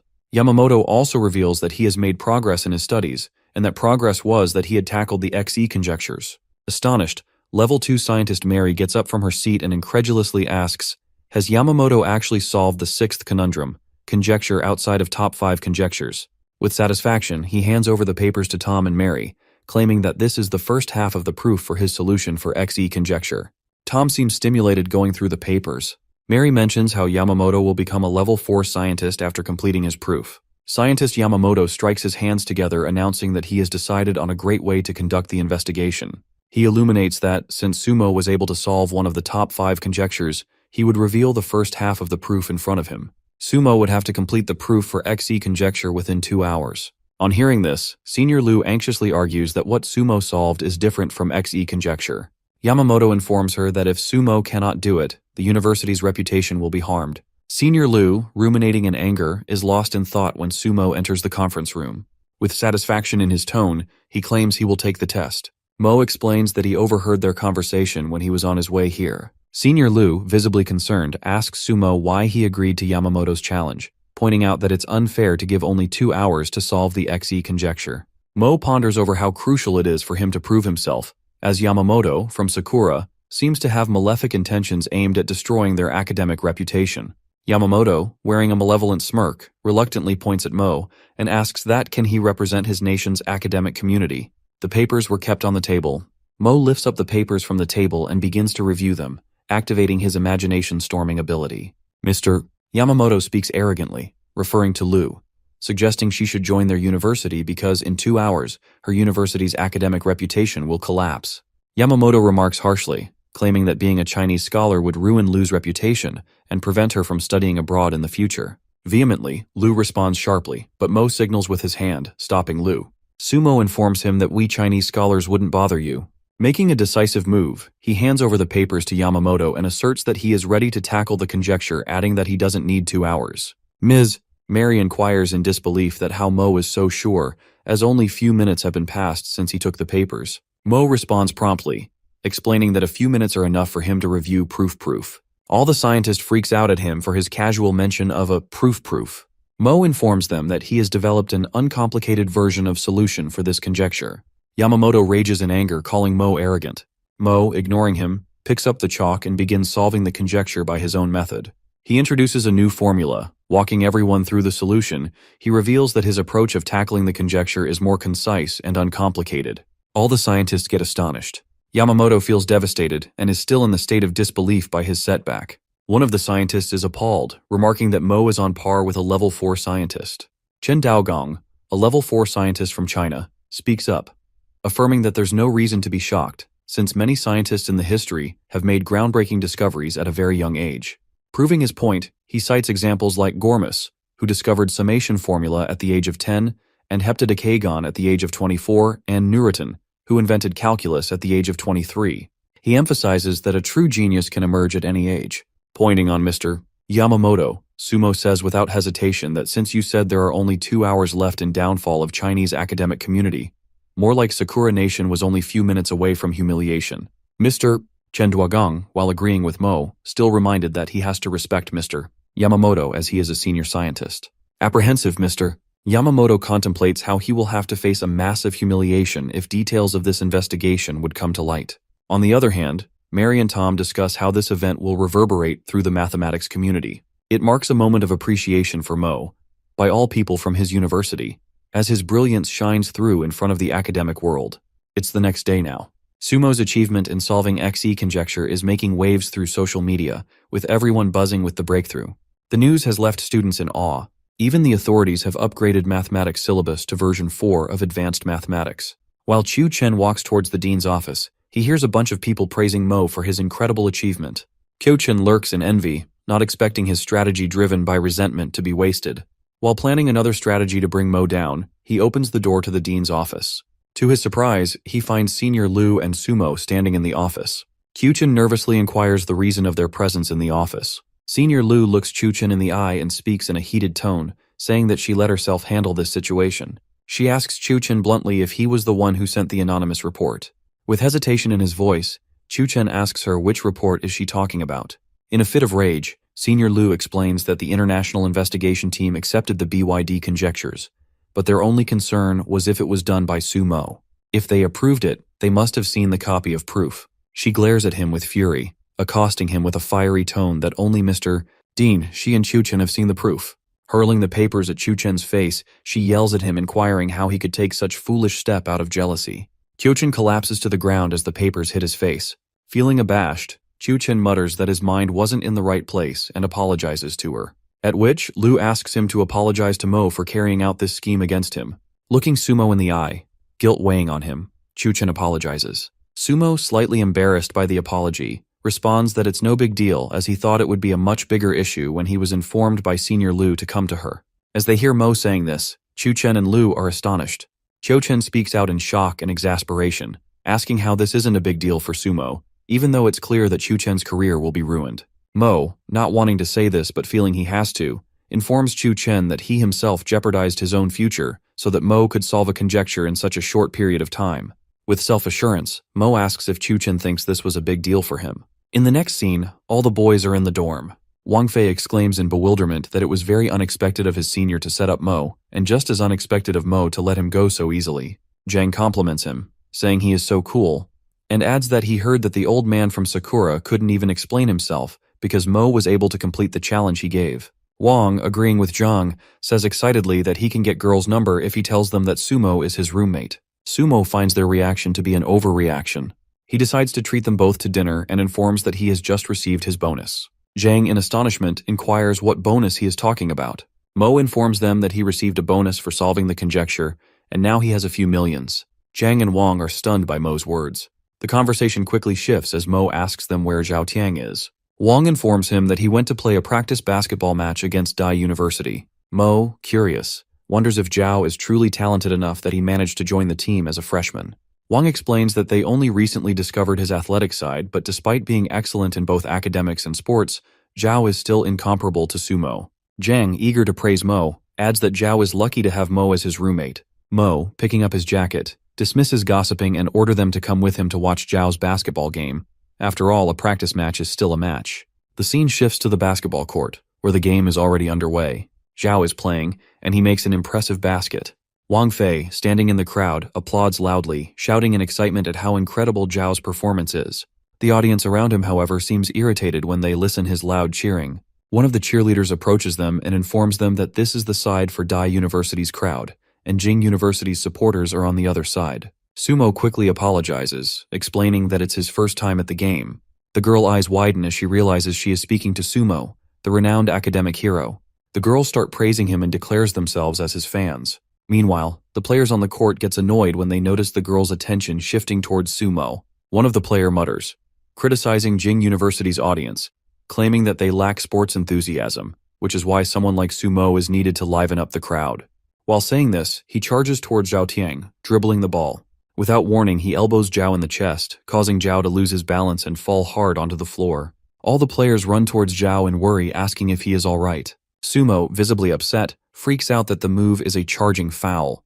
The player from the other team snaps back, telling Sumo not to speak about the game if doesn't know how to play. He adds that basketball is a physical sport, and it is normal for the players to bump into each other.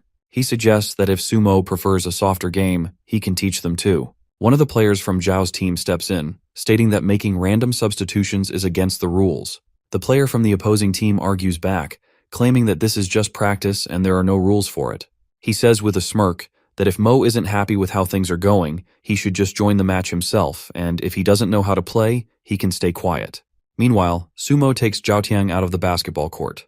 Zhao Tiang looks at him worriedly and tells him not to pay attention to what the opposing player is saying. Sumo stops, turns around, and faces towards the opposing team player. With wrath in his tone, he says he is ready to play and show his sportsmanship. Concerned, Zhao Tiang warns Sumo not to fall into their trap. The opposing team players, brimming with confidence, taunts him, saying they are eager to see how Mo plays. With self-assurance, Mo tells them to cut the crap, and he will show them how to play with a score 100-0.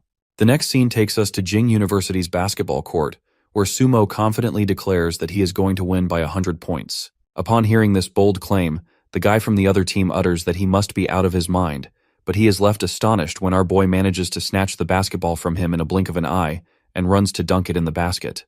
While the opponent team member panics, yelling at his team members to stop him, Sumo seems unstoppable, and at the very next moment, he dunks the ball in the basket, leaving the crowd in awe.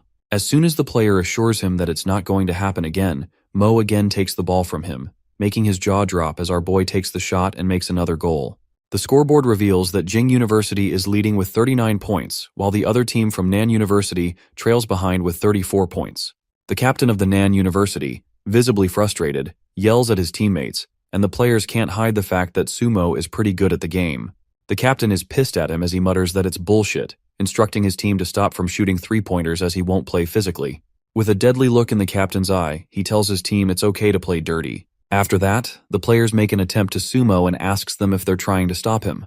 But it seemed like our boy is exceptional at the game as he slams the ball in the basket once again. While Sumo confidently questions if they can really stop him, the other team is panicked as they are unable to stop Sumo because he's too fast and they don't even have opening for tricks. The captain of the Nan University is helpless that he can't even play dirty. He requests his team to avoid Sumo's defense completely and focus on scoring. A player makes the move to make a goal. In a flash, Sumo yanks the ball out of his hands and effortlessly dunks it, leaving him astounded. The captain instructs the members not to penetrate his defense as he is good in stealing and urges them to score. A player confides that Sumo is able to guard 3 players by himself, making it really difficult for them to score. Infuriated, the captain lashes out at them, calling them bastards for losing the game to a nerd. As the game progresses, all the players sit on the floor getting extremely exhausted by the game, while Sumo's energy remains unshaken. As our boy glances at the scoreboard, he notices that Jing University is on 159 points while Nan University still at 57. He immediately perceives that they are 102 points ahead. The scene starts with Sumo dunking the ball in basket. The scorekeeper girl blows her whistle, signaling the end of the game. The girl announces 159-59 Jing University wins. The crowd erupts in thunderous cheers for Sumo. Wang Fei and Zhang beams with joy to witness the match. Zhao compliments Sumo as incredible. Sumo strides confidently towards the caption of opposite team. Looking him straight in the eye, Sumo confesses that he knows Zhao Tiang was elbowed on purpose, which makes it clear that as you sow, so shall you reap. Witnessing the entire game, the cheerleader squad gets stunned at his amazing performance throughout the game. One by one, they begin to swoon over him, admiring how he single-handedly led his team to victory. As Sumo turns to walk away, one of the cheerleader girls comes at him. Sumo urges not to defend their captain. Instead, she hands over her booklet, asking Sumo for his autograph. Before Sumo could respond, the rest of the cheerleading squad rushes towards him, each holding their booklets and clamoring for his autograph.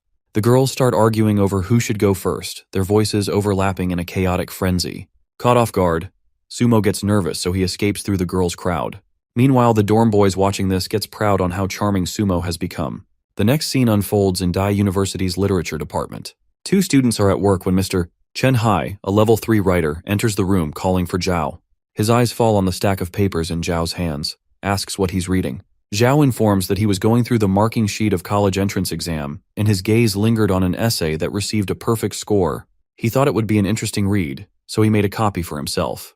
Mr. Chen Hai grabs the papers from Zhao's hand, remarking that this essay was reviewed by the arrogant Mr. Li, who decided to award it with a perfect score. As Mr. Chen Hai skims through the papers, he mutters something about wanting to read the justification behind Mr. Li's decision to give it a perfect score. He leaves the room, still holding the essay papers. Zhao stands there visibly frustrated. Observing the expressions on Zhao's face and witnessing whatever happened, the other student sitting on the same table as him asks that someone had taken the Zhao's copy of the perfect essay again. Annoyed, Zhao responds that he will simply make another copy for himself this time. The other professor expresses curiosity about the growing popularity of the essay. Zhao explains that despite being just a student's work, the more one reads it, the more intriguing it becomes, with the layers that continue to unfold. While the students continue their conversation, Mr. Chen Hai reappears, clearly astonished. Mr. Chen claims that he finds the essay unexpectedly engaging. He explains that the essay seems simple at first. It gradually reveals fascinating details the more one reads it. Zhao, who favors Mr. Li's judgment, remarks that it must be fair of him to award the essay a perfect score. Mr. Chen Hai, still in amazement, insists that the essay is not just high school level perfect. The student who wrote it, he suggests, could be considered as a level 1 writer.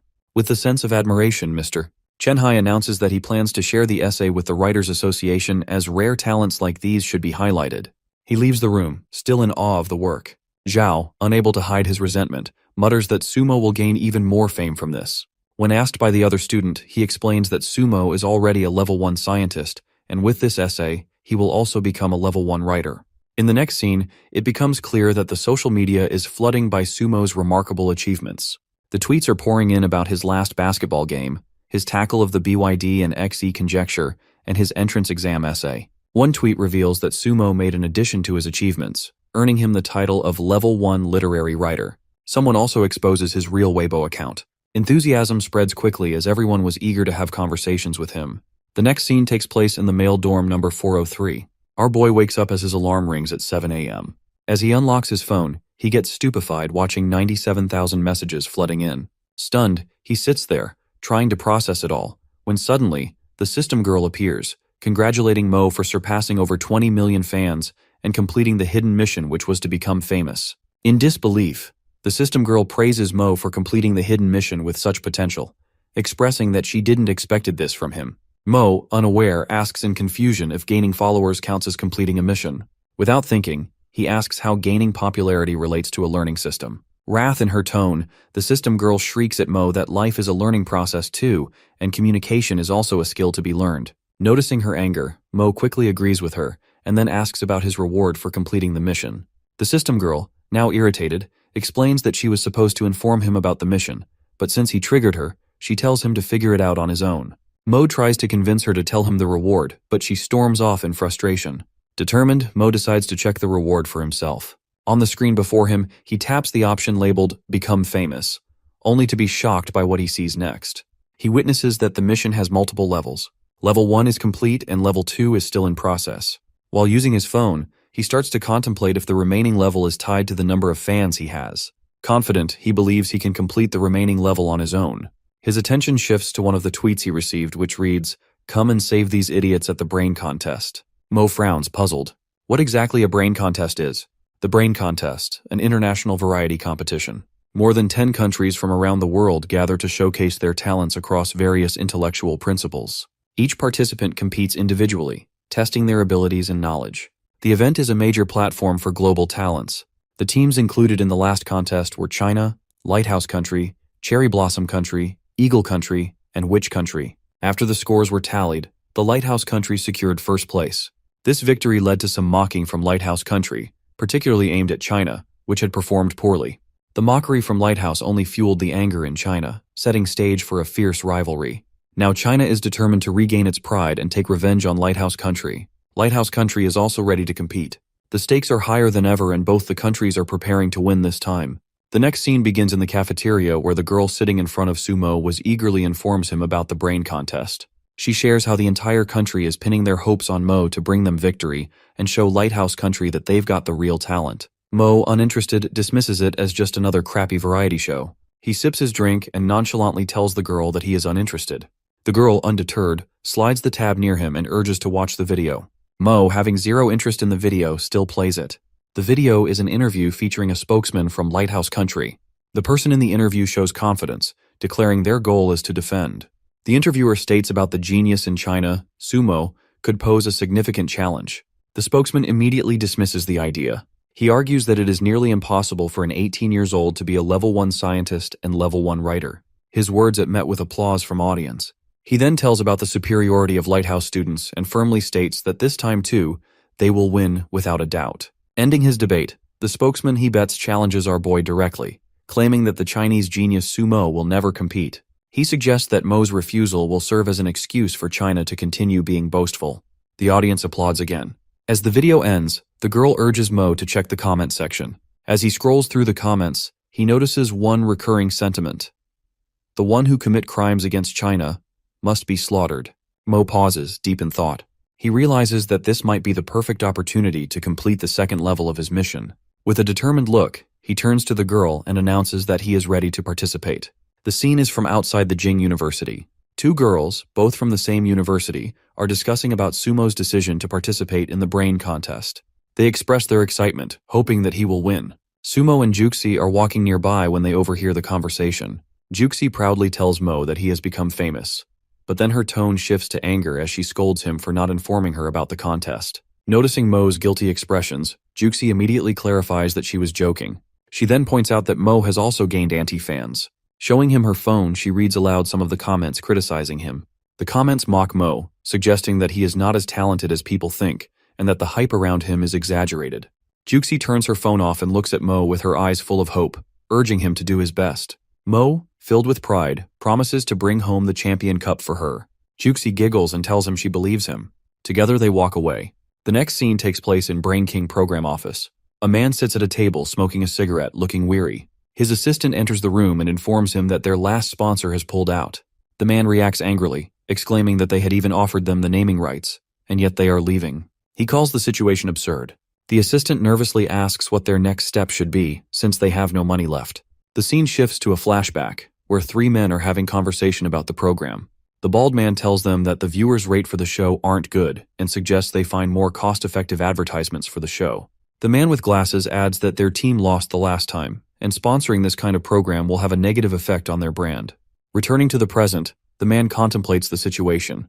Their team lost the previous national competition, and now competitors are being mocked by the country's anti-fans. This could discourage future participants due to the fear of being trolled. The assistant hesitates before sharing more news. The man, frustrated, urges him to speak quickly. The assistant informs that Sumo is willing to join their team. The man, still exasperated, dismisses Sumo's offer, believing it won't help their situation. He points out that even if Sumo advances to the international competition and round 1, it's the total score that matters, not his fame. However, there's a noticeable shift in the man's expressions as he realizes something. He mutters that Sumo's fame could bring much-needed popularity to their show. The assistant, concerned, asks what will happen if Sumo gets eliminated in the auditions. The man, now appearing to have a plan, replies that he should use Sumo's popularity to attract sponsors and increase the show's visibility, then worry about the competition later. The next scene transitions to boys' dorm room number 403. John brings his notebook to Mo's table, asking him to explain the question.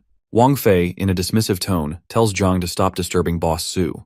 Zhang insists that this will be a practice for Boss to explain the questions no matter how simplest the question is. Wang Fei, still annoyed, reminds him that tomorrow is the audition day.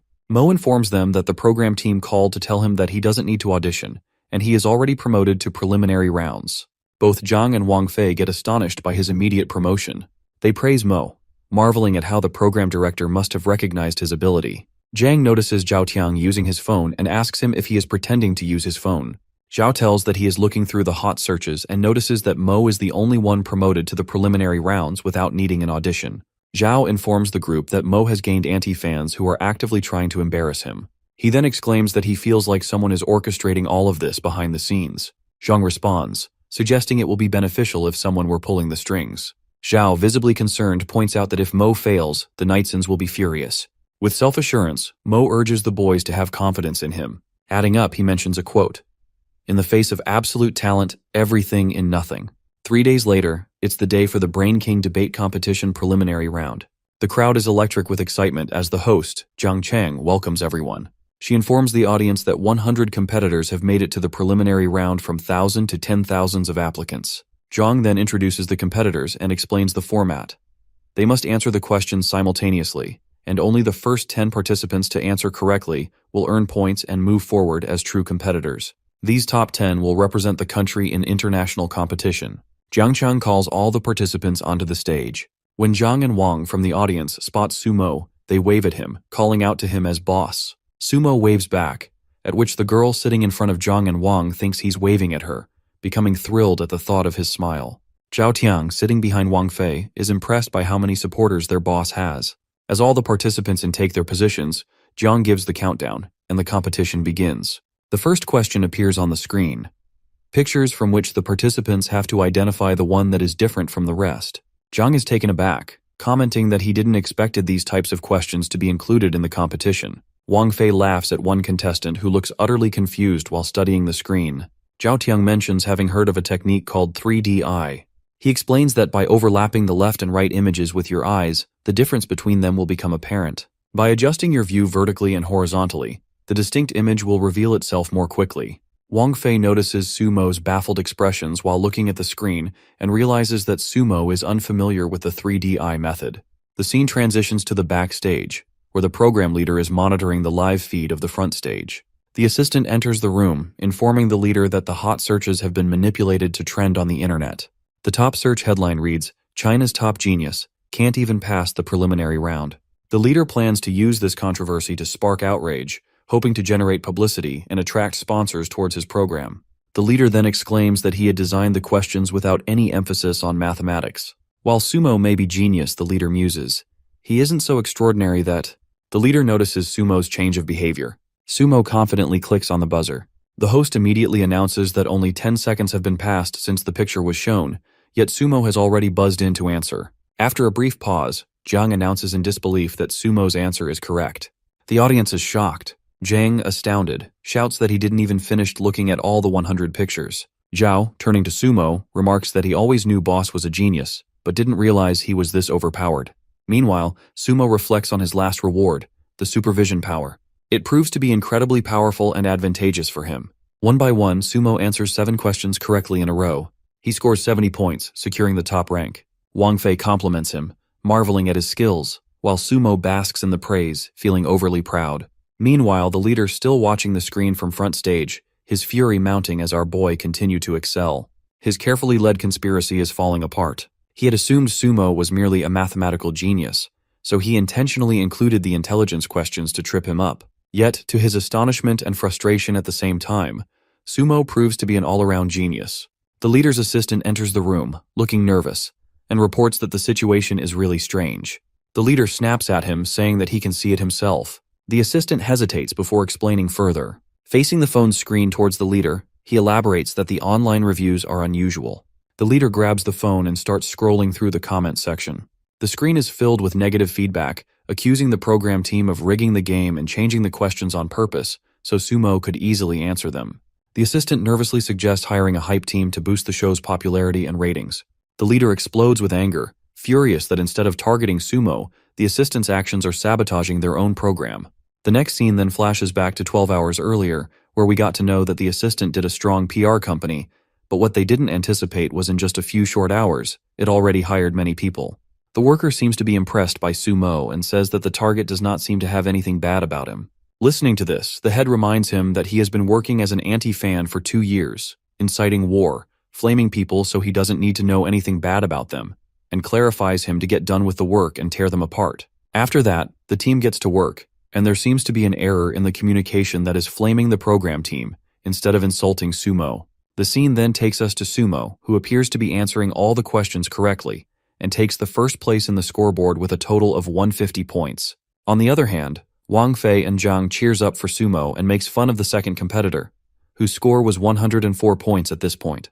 At that moment, Zhao Tiang lets out that the boy who's second in scoreboard looks kind of familiar, and realizes that he's Song Li Xin, who's also a big genius. Wang, who was cheering for his boss Sumo, asks about Li Xin, and that's when Zhao reveals that he was the third-place winner of the last Brain King competition, and his power is almost equal to the first-place winner. Upon hearing this, Wang is left astounded when he realizes that Mo has surpassed Song by almost half his points, concluding that Sumo really is the country's most intelligent person. The scene begins backstage, where the screen showing Sumo is still on. The leader yells at his assistant to call the PR company immediately and have them remove all the negative comments circulating online. The assistant quickly runs out, shouting over his shoulder that he'll handle it. Left alone, the leader slumps into the chair, hopeless and overwhelmed. He knows he doesn't have the budget to hire the PR company, much less book a paper venue, and this entire fiasco is bound to jeopardize his career. He begins reflecting on his first day in the television business, but his thoughts are abruptly interrupted when the assistant bursts back into the room, visibly thrilled. The leader glares at him, frustrated that he can't even take a moment to reminisce. The assistant eagerly faces the phone towards him and explains that someone contacted them offering to sponsor the program. The leader, still exasperated, demands clarification. The assistant repeats, this time adding that the sponsor wants Sumo to be the main mascot of our program. Without hesitation, the leader orders him to accept the offer. The scene shifts to the front stage, where the competition is concluding. Zhang, the host, announces that the competition has officially, and declares Sumo as the winner of the competition for answering 20 questions in the row correctly. Sumo secures first place with a total of 200 points, while the second place candidate, Song Li Xin, finishes with a total of 137 points. Song Li Xin, on his way back, furiously slams his hand against the door, convinced that the questions in the competition were leaked. The next day, in their classroom, a fellow student mentions hearing about Sumo's participation in the Brain King competition. Wang Fei, brimming with pride, enthusiastically shares that Sumo took the first place. Another student chimes in, saying there's a rumor that the questions were leaked before the competition. Zhang dismisses this as nonsense, elaborating that Sumo is always with them in the dorm, so they would have known if this were true. Juxi giggles softly, admiring Mo, when she gets wind of the conversation between two boys who are talking about Sumo's exceptional talent and how, even as a freshman, he might not need to attend classes anymore. Just then, Xu Hongchai enters the classroom and sits beside Juxi, greeting her casually. Juxi nervously responds while Zhang, visibly furious, informs the student that the seat is already taken. Xu Hongkai smirks and replies sarcastically that there's no name mentioned on the seat. Zhang gets steamed at his reply, but before he can escalate, Su Mo steps in, placing a calming hand on Zhang's shoulder and greeting him. The entire class turns their attention to Sumo, curious to see him attending class, since most know he doesn't need to be here. Concerned, Sumo notices Juxi's discomfort and gently asks if something is bothering her. She calmly suggests they move to the back and sit together, as usual. Gathering her belongings, she led Sumo to the back row. As they settle in, the rest of the class erupts in laughter, leaving Xu Hongchai humiliated and seething with anger. Moments later, the teacher enters and announces that this is the first class of the foreign language module. She informs the students that their first task is to understand their future professions.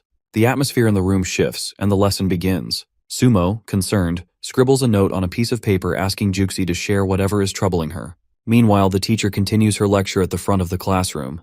Juxi replies back on the paper informing him that nothing is wrong.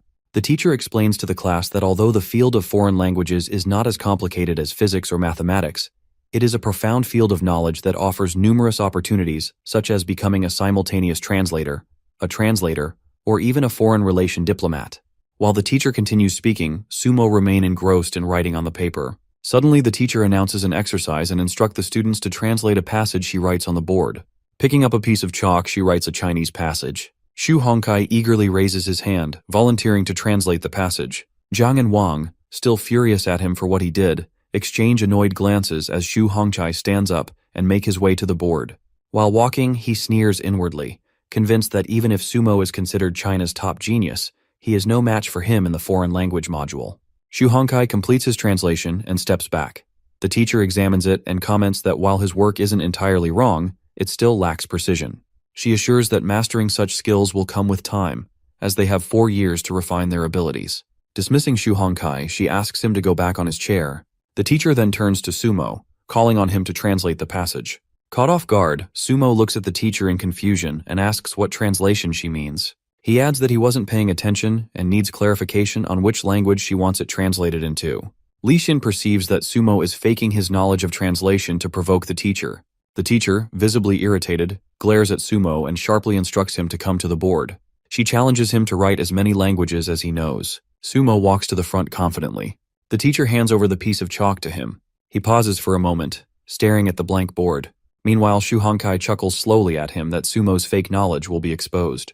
Breaking the silence, Sumo turns his face towards the teacher and remarks that the empty space on the board will not be able to hold up all the languages he knows. The teacher, unimpressed, instructs him to write as much as the board can accommodate.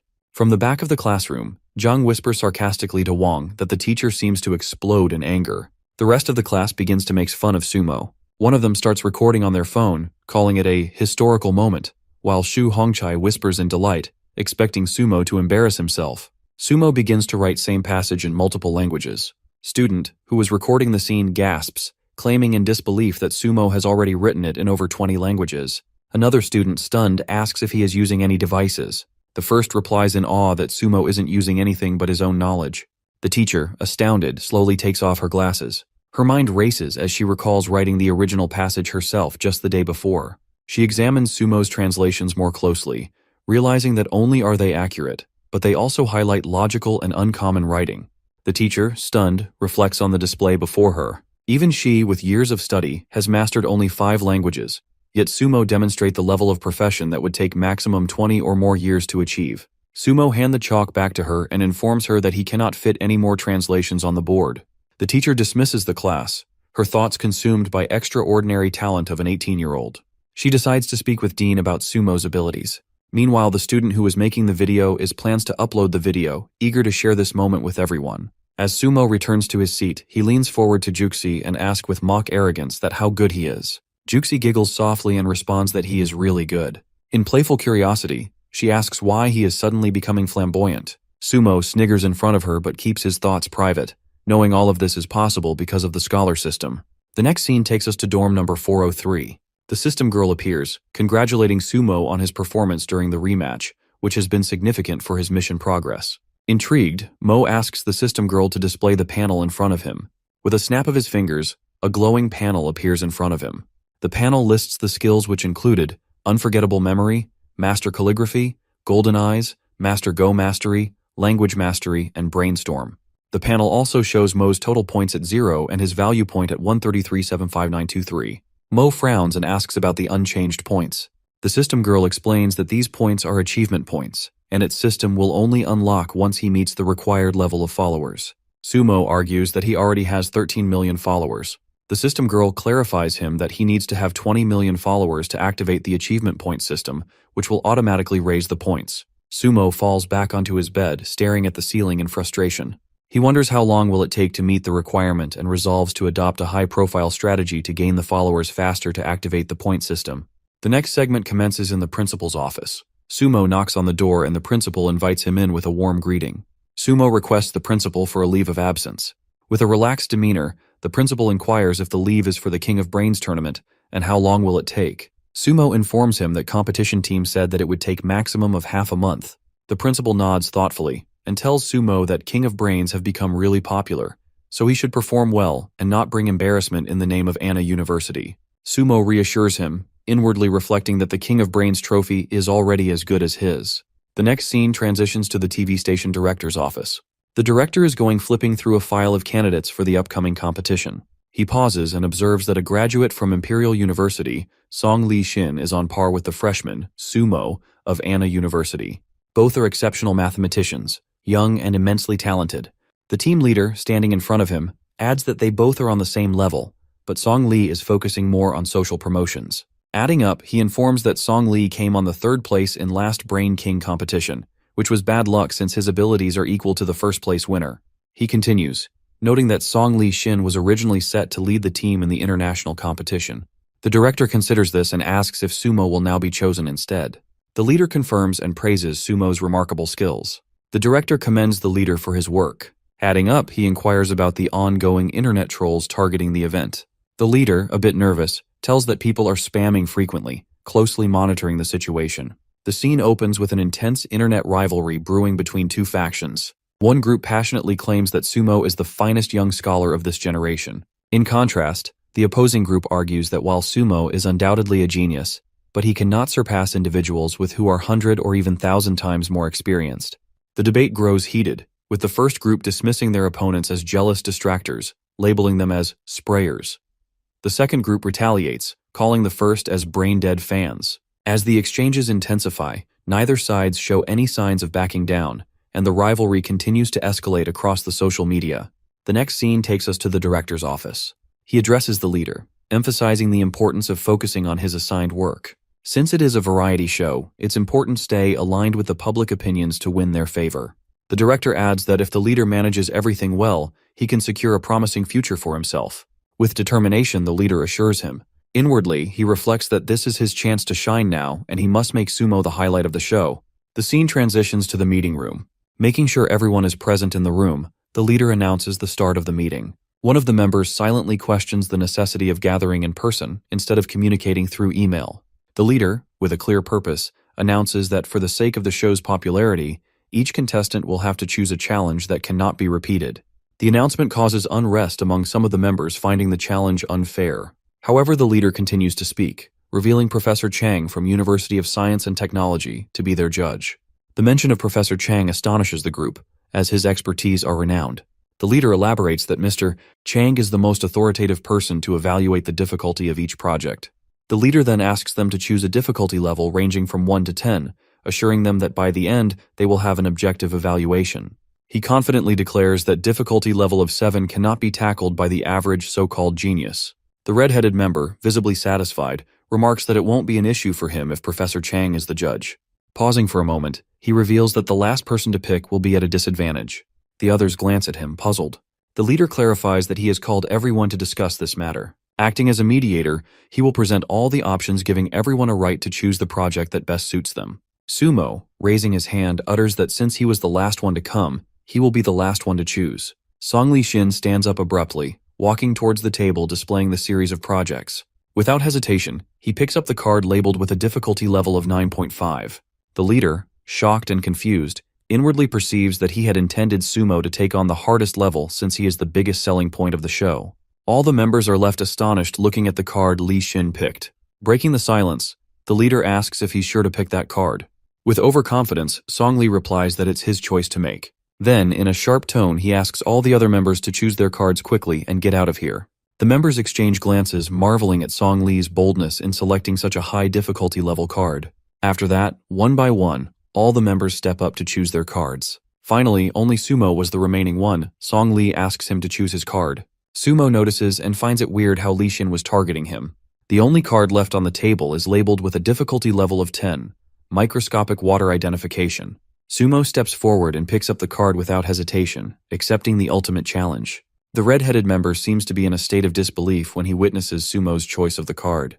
It is then revealed to us that microscopic water identification test is a formidable challenge. The task requires the challenger to carefully observe 500 cups of water and then assign one of the cups to a spectator. Afterwards, the challenger has to turn around, closing their eyes, while the spectator shuffles and rearranges the cups in a random order. Once the arrangement is disrupted, the challenger must locate the previously designated glass of water by analyzing the air above the cups alone, relying entirely on their observational skills and extraordinary focus. Song Lee Shin, filled with curiosity, asks Sumo if he's truly certain about choosing that card. Sumo, brimming with confidence, firmly affirms his decision, repeating Lee Shin's early statement that it's his choice to make. Irritated by the response, Song Lee challenges Sumo, declaring that he will eagerly watch how Sumo performs. Rising abruptly, He storms out of the room, sharply remarking that he hopes that there's no foul play in the show. The remaining members start murmuring, criticizing Song Lee and Sumo, labeling their behavior as mean and arrogant, predicting their failure in the competition. Sumo, visibly annoyed, asks why his choice is creating an uproar among others. The leader explains that these contestants are from Imperial University. Their last competition was Lu Jiao from Anna University, a formidable opponent. They never expected to face another challenger from Anna University, let alone a freshman with extraordinary potential. The leader continues, pointing out that tension arises from the academic rivalry between faction, which naturally made Sumo a target of their frustration. Sumo expresses his disappointment at how these scientists waste their energy on such petty rivalries. The next scene brings the latest news about King of Brains competition to light. The first piece of news, posted on 28th of November, reveals that all the contestants thinks of Sumo to be arrogant. The second update, posted on 29th of November, speculates that Sumo's performance has raised suspicions about missing questions in the competition. A microblog post on 30th October criticizes the crowd cheering for Sumo, calling them crazy. A Weibo comment advises to wait until the competition day, when everything will come to its revealing naturally. It is now November 1st, the day for domestic finals for the King of Brains competition. The host greets the audience warmly, welcoming to the highly anticipated show. She introduces Professor Zhang, who will serve as the judge for the competition. Giving a brief introduction, the host highlights Professor Zhang's impressive expertise.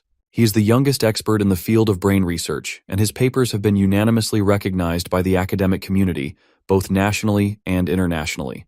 Professor Zhang takes the stage, declaring that science is the only criterion for him to make any judgments. Backstage, the leader watches the live show, his face revealing nervousness. Sensing this, the assistant expresses concern and asks if something's wrong.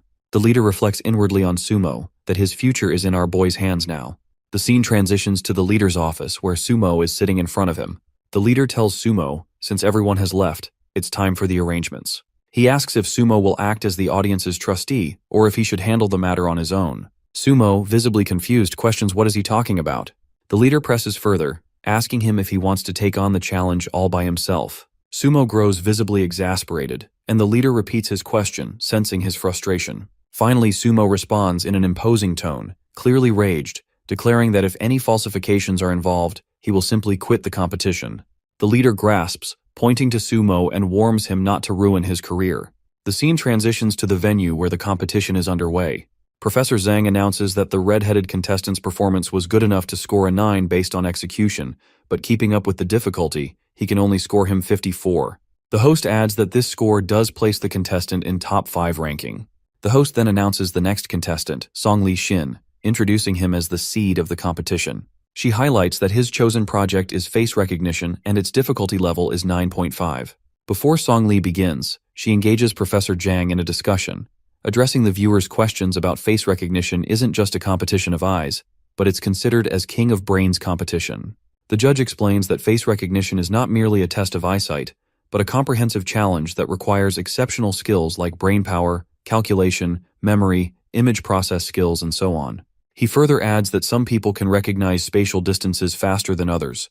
Some people are faster in recognizing the height of sound. These are all examples of brain powers. The host announces that Song Lee Shin has completed his challenge and successfully identified the correct face number. The judge commends his performance, noting that with 9.5 points, Song Lee Shin's performance can be considered perfect. He adds that Lee Shin completed the challenge in such short time that he will award him with 10 points. The host calculates the scores and announces Song Lee Shin's total as 95 points, the highest score till now. She invites audience to give him a round of applause. Next, the host introduces the next contestant, Sumo. As she glances at his chosen difficulty level, she gets astounded. The judge shares his point of view, admitting he was also shocked when he first saw the selected level, as he did not expect anyone to attempt it. He also expresses his curiosity to see Sumo's performance. Sumo confidently enters the stage area, waving at the audience.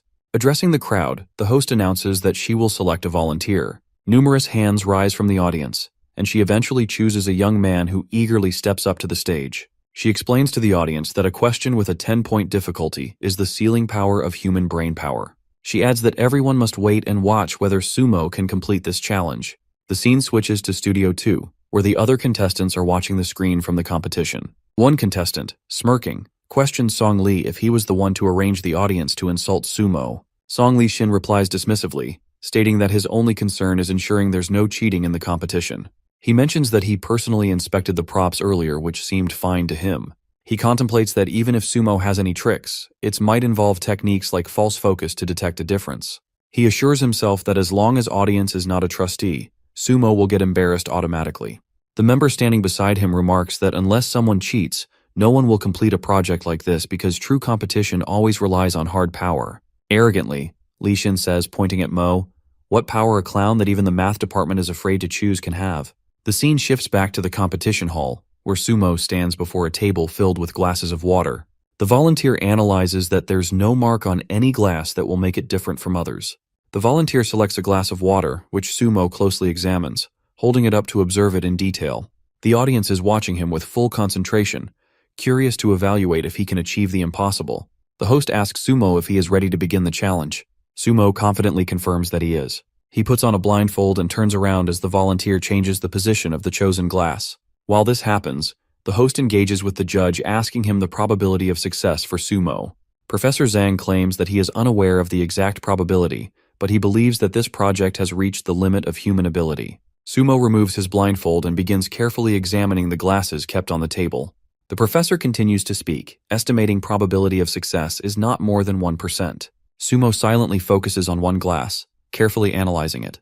The host remarks in disbelief that Professor Zhang seems so doubtful of Sumo. He replies, explaining that he is sticking to the scientific reasoning. Finally, Sumo points on a glass of water with his index finger, asking, "Was this the glass you gave me earlier?" The host reacts with astonishment, exclaiming that Sumo made his decision in less than 2 minutes. She asks if he is absolutely sure about his choice.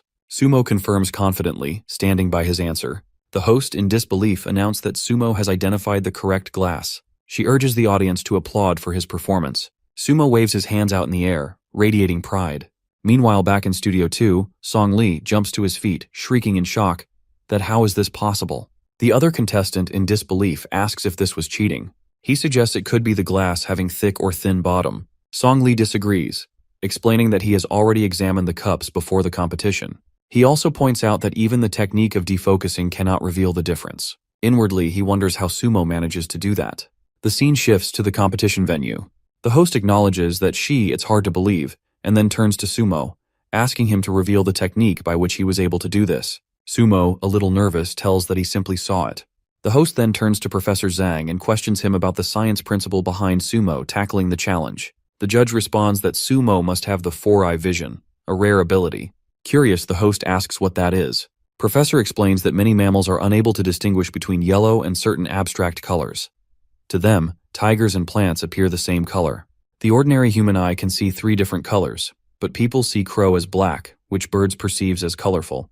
He explains that people with 4-color vision can see colors that ordinary people cannot. He adds that scientists have long proven that water also reflects a portion of UV rays, and if a normal human eye could capture this UV light, be able to witness water as a colored liquid. He continues, saying that since water is in constant motion, switching the order of water glasses would cause the water surface to change. However, this requires having a 4th type of visual cone cell and strong graphic reasoning skills, which would allow one to detect the changed pattern of water. He adds that he did not expect anyone to complete the challenge perfectly, which is why he calls it the brain best, and Sumo is deservedly the king of brain.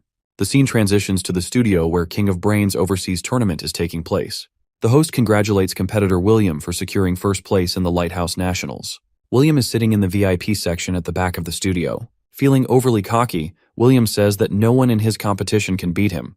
The man sitting beside him informs him that he has heard of an emerging competitor from China who seems to be a strong contender. He adds that this competitor, Sumo, scored a perfect score in the microscopic water identification test. William responds with a cold reaction. The guy taunts Sumo, that microscopic identification and full marks. Who would believe it? Being arrogant, calls the Chinese people yellow-skinned monkeys, accusing them of always having an inferiority complex, which makes them come up with false claims like this. William adds that since they've made such a bold false claims, he believes the Chinese program team will definitely try to bribe him to lose to China's competitors. The guy asks if he will refuse the offer. William replies that he wouldn't refuse. The man then asks if he's really going to lose to a monkey.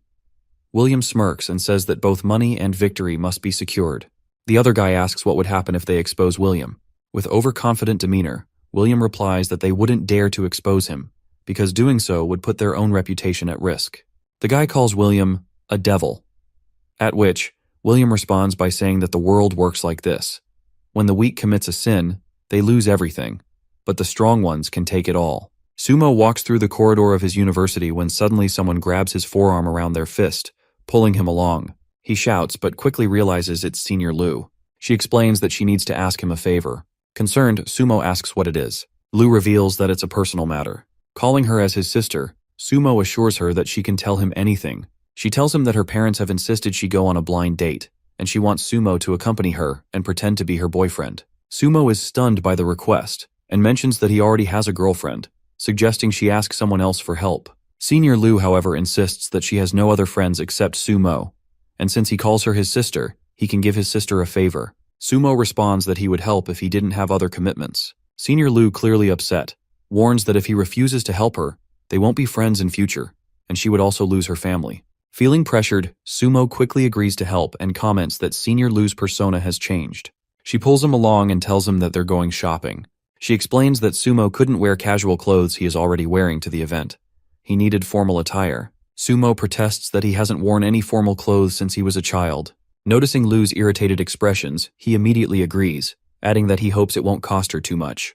The next scene transitions to a restaurant where Sumo, now in formal clothing, enters with Senior Lu. As Sumo surveys the surroundings, concluding that Senior Lu must have a good match waiting for her. Senior Lu explains that the man she's meeting is in his early 30s, and her parents believes that she can find someone perfect like him for herself. She adds that the ideal match for her should be more qualified and talented than she is, and she can't find anyone like that in all of China. Lu glares at Sumo, inwardly perceiving that in the past, there had been no one, but now she sees the perfect match is standing beside her. The waitress approaches them, asking if they have an appointment here. Sumo informs about their reservation with Mr. Wang Ke. She leads them to a table where Mr. Wang is seated, sipping a cup of tea. As Mr. Wang catches a sight of Lu, he is immediately flattered by her beauty. He greets her and asks how she is, but then notices Sumo standing beside her and asks for his introduction. Senior Lu grabs Sumo's arm, holding it firmly, informing Wang that he is her boyfriend. Ignoring this, Mr. Wang asks them to sit and talk. Sumo is slightly shocked to see that Mr. Wang isn't reacting to their behavior. Senior Lu asks Sumo to add a chair to their table. Sumo places it beside her and sits down. He contemplates that he might not be upset because they aren't close enough for him to notice the tension between them. Mr. Wang asks what this gentleman does. Sumo introduces himself as an ordinary student at Anna University. He mentions that he doesn't belong from a rich family but is definitely handsome than Wang. Sumo then taunts Wang that he is already younger than him since Wang will be turning 40 plus this year.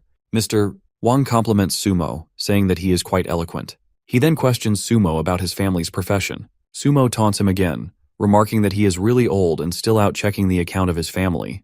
Mr. Wang tells that, as far as he knows, Lu doesn't have a boyfriend. Sumo calls him foolish for saying that. He grabs Lu from behind and tells him that he just told that Lu is his girlfriend, the woman for whom he fell in love at first sight. In an arrogant tone, Sumo warns Wang to stay away Lu, stating that he will soon contact his family about her.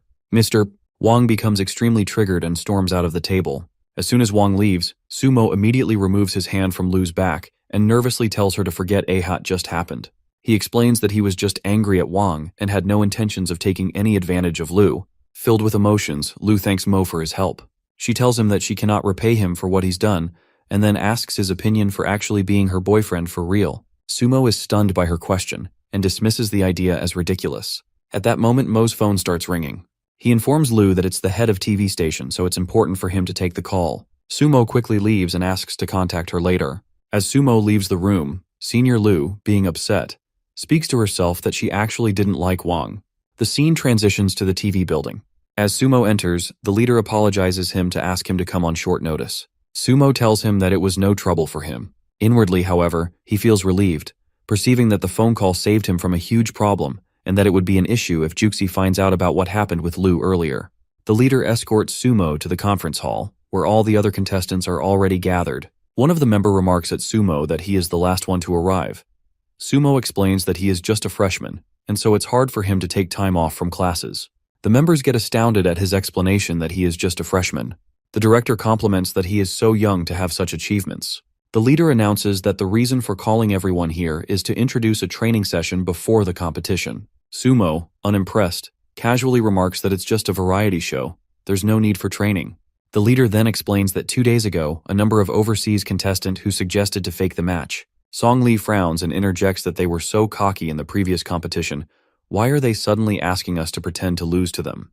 The leader elaborates that they want us to give them money and promise to pretend to lose to us. One of the contestant freaks out when he hears this. The leader continues informing that they have rejected the offer. He adds that in the past 2 days, they had the audacity to launch an international campaign shifting the tactics that we tried to bribe them to fake the tournament, and they rejected us. And because of this, people in international media are dragging our name through the mud, calling us academic frauds in China. He tells that this is a very unusual condition since many countries are suppressing on us.